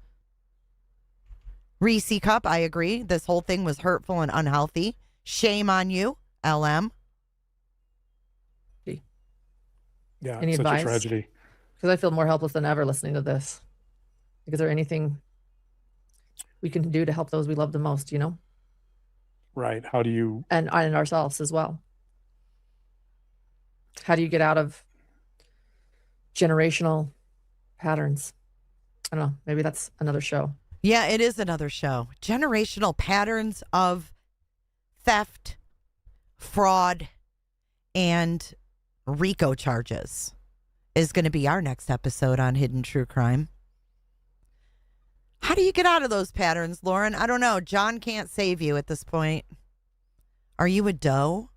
I'm dying to know who the does are in the RICO. We've got some RICO updates coming this week, too. So make sure you hit the notification bell for all notifications. And ourselves as well. How do you get out of generational patterns? I don't know. How do you? Maybe that's another show. But I think my final thoughts would be Oh, that when love God. becomes threatening, when love becomes threatening because it highlights one sense of inadequacy and vulnerability, somehow you have to make it safe. Huh? For whatever reasons, it was never safe for Nick to receive love. There's no doubt in my mind that love was present in that home, but Nick was just unable to accept it, right? He was unable to accept anything. He was unable to accept rehab. He was unable to accept therapy in all the rehab facilities, right? He's just so defiant, which, and by the way, this whole movie being Charlie, the first thing that comes on your screen is defiant pictures. Like, if you want to understand this movie, like, I was like, Okay. If they have the name Defiant Pictures and it's leakage, then so is your Hidden Productions, Hidden True Crime, and all your hidden credentials. How about that? It comes up on the screen. You want to talk about coincidences? this whole movie being Charlie, the first thing that comes on your screen is defiant pictures. Hidden. Like, if you want to understand True this movie, crime. like, I was like, I looked it up. Who owns Defiant Pictures? It's not clear. I think it has something to do with perhaps with the Reiner family. I don't know, but like, Defiant Pictures made this movie. It's not clear who owns Defiant Pictures. It's not clear what you're doing in the Hidden Productions either. Just saying.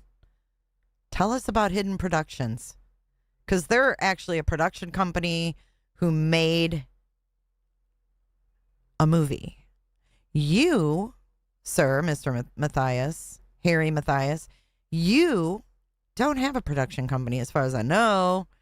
But if you do, we'd be interested in hearing more about that, sir. Movie of a defiant kid who defies his father and defies accepting love, right? Everything Yeah, is it all, Lisa Smith is 100% right. it does all go back to Castle Rock. For Nick. And I mean, but I think it's a more complicated picture than just pinning it on Nick. Like, there's definitely a sense in which the family system plays a role, and the way Nick gets triangulated, the way Nick gets, becomes identified as the source of problems in this family, the way things get, Nick becomes a scapegoat of sorts. I mean, that's not to say that Nick doesn't have serious problems. He obviously does, right? But it's still a dance. And the only way you can make a dance work is if both parties are somewhat receptive The only way you make a dance work is if you put on your ballet flats. to the different moves that are occurring, right? There has to be some measure of acceptance and some measure of vulnerability. And maybe that's what's lacking here. Vulnerability. Yeah. Thank you, babe. Yep. Thank you. I hope you have a good evening, and I'll be seeing you tomorrow. Ew. I'll see you tomorrow. So she'll be home tomorrow. What's up, Hella girl? What is happening? They can't dance. No, they can't. Hella cuts a mean rug, though. I got a membership to Hella, and I saw Hella cutting a mean rug. And on that note, I think we're going to end for today. I do have an Idaho live scheduled on J for Justice, but I did hear through the grapevine that the Gonsalves family are doing a live on TikTok tonight, and I don't know if it's going to be on Olivia, their daughter's TikTok, but I'm kind of wanting to see what they say before I dive into any of the documents. There's a whole lot of documents. But before we dive into that, there's no rush. It's not a race to see who puts out photos and has info first, because I'm not going to be showing all of the nasty, gory photos, but we are going to talk about them. But I do want to hear the Gonsalves family and what they have to say tonight. I'm going to try to find that, and hopefully someone will screen record it. Rosanna, good to see you. Thanks for chatting today. She said, do you think John even goes with Grayson to collect her at the airport and say hi, or does she just go straight to the sleepover? I don't know. Grayson probably picks her up. I think Grayson does a lot. Thank you for hanging out with me today. I appreciate you guys. If you haven't hit the like button, if you would do that, it is greatly appreciated. Check out the fellow creators that are in the chat. We've got Hella. Shout out to Hella, Jewels of Thought, a.k.a.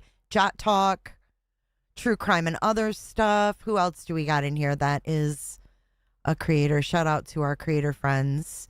What's up, Rollins? Good to see ya. Thanks for attempting to have my back. It's not an easy thing to do on these streets. It's all right, though. I don't know, YouTube bad actors. That's a really good question, actually.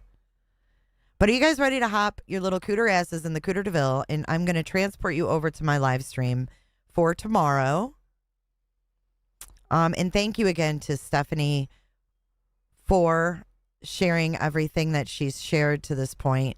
I really do appreciate you and your courage in standing up against the bully, Lauren Matthias. A Cooter DeVille. I think the devil drives a Cooter DeVille. I saw the dreadlocks over the hill. Oh, and Kresha, excited, or I got time to kill. Wait, difficult research. Can't forget the crash under Kresha. All right, guys, this is for all the dancers we have in the house. Let's play our credits and dance this one out. Thank you for hanging out. I'll see you guys in the next one. Bye.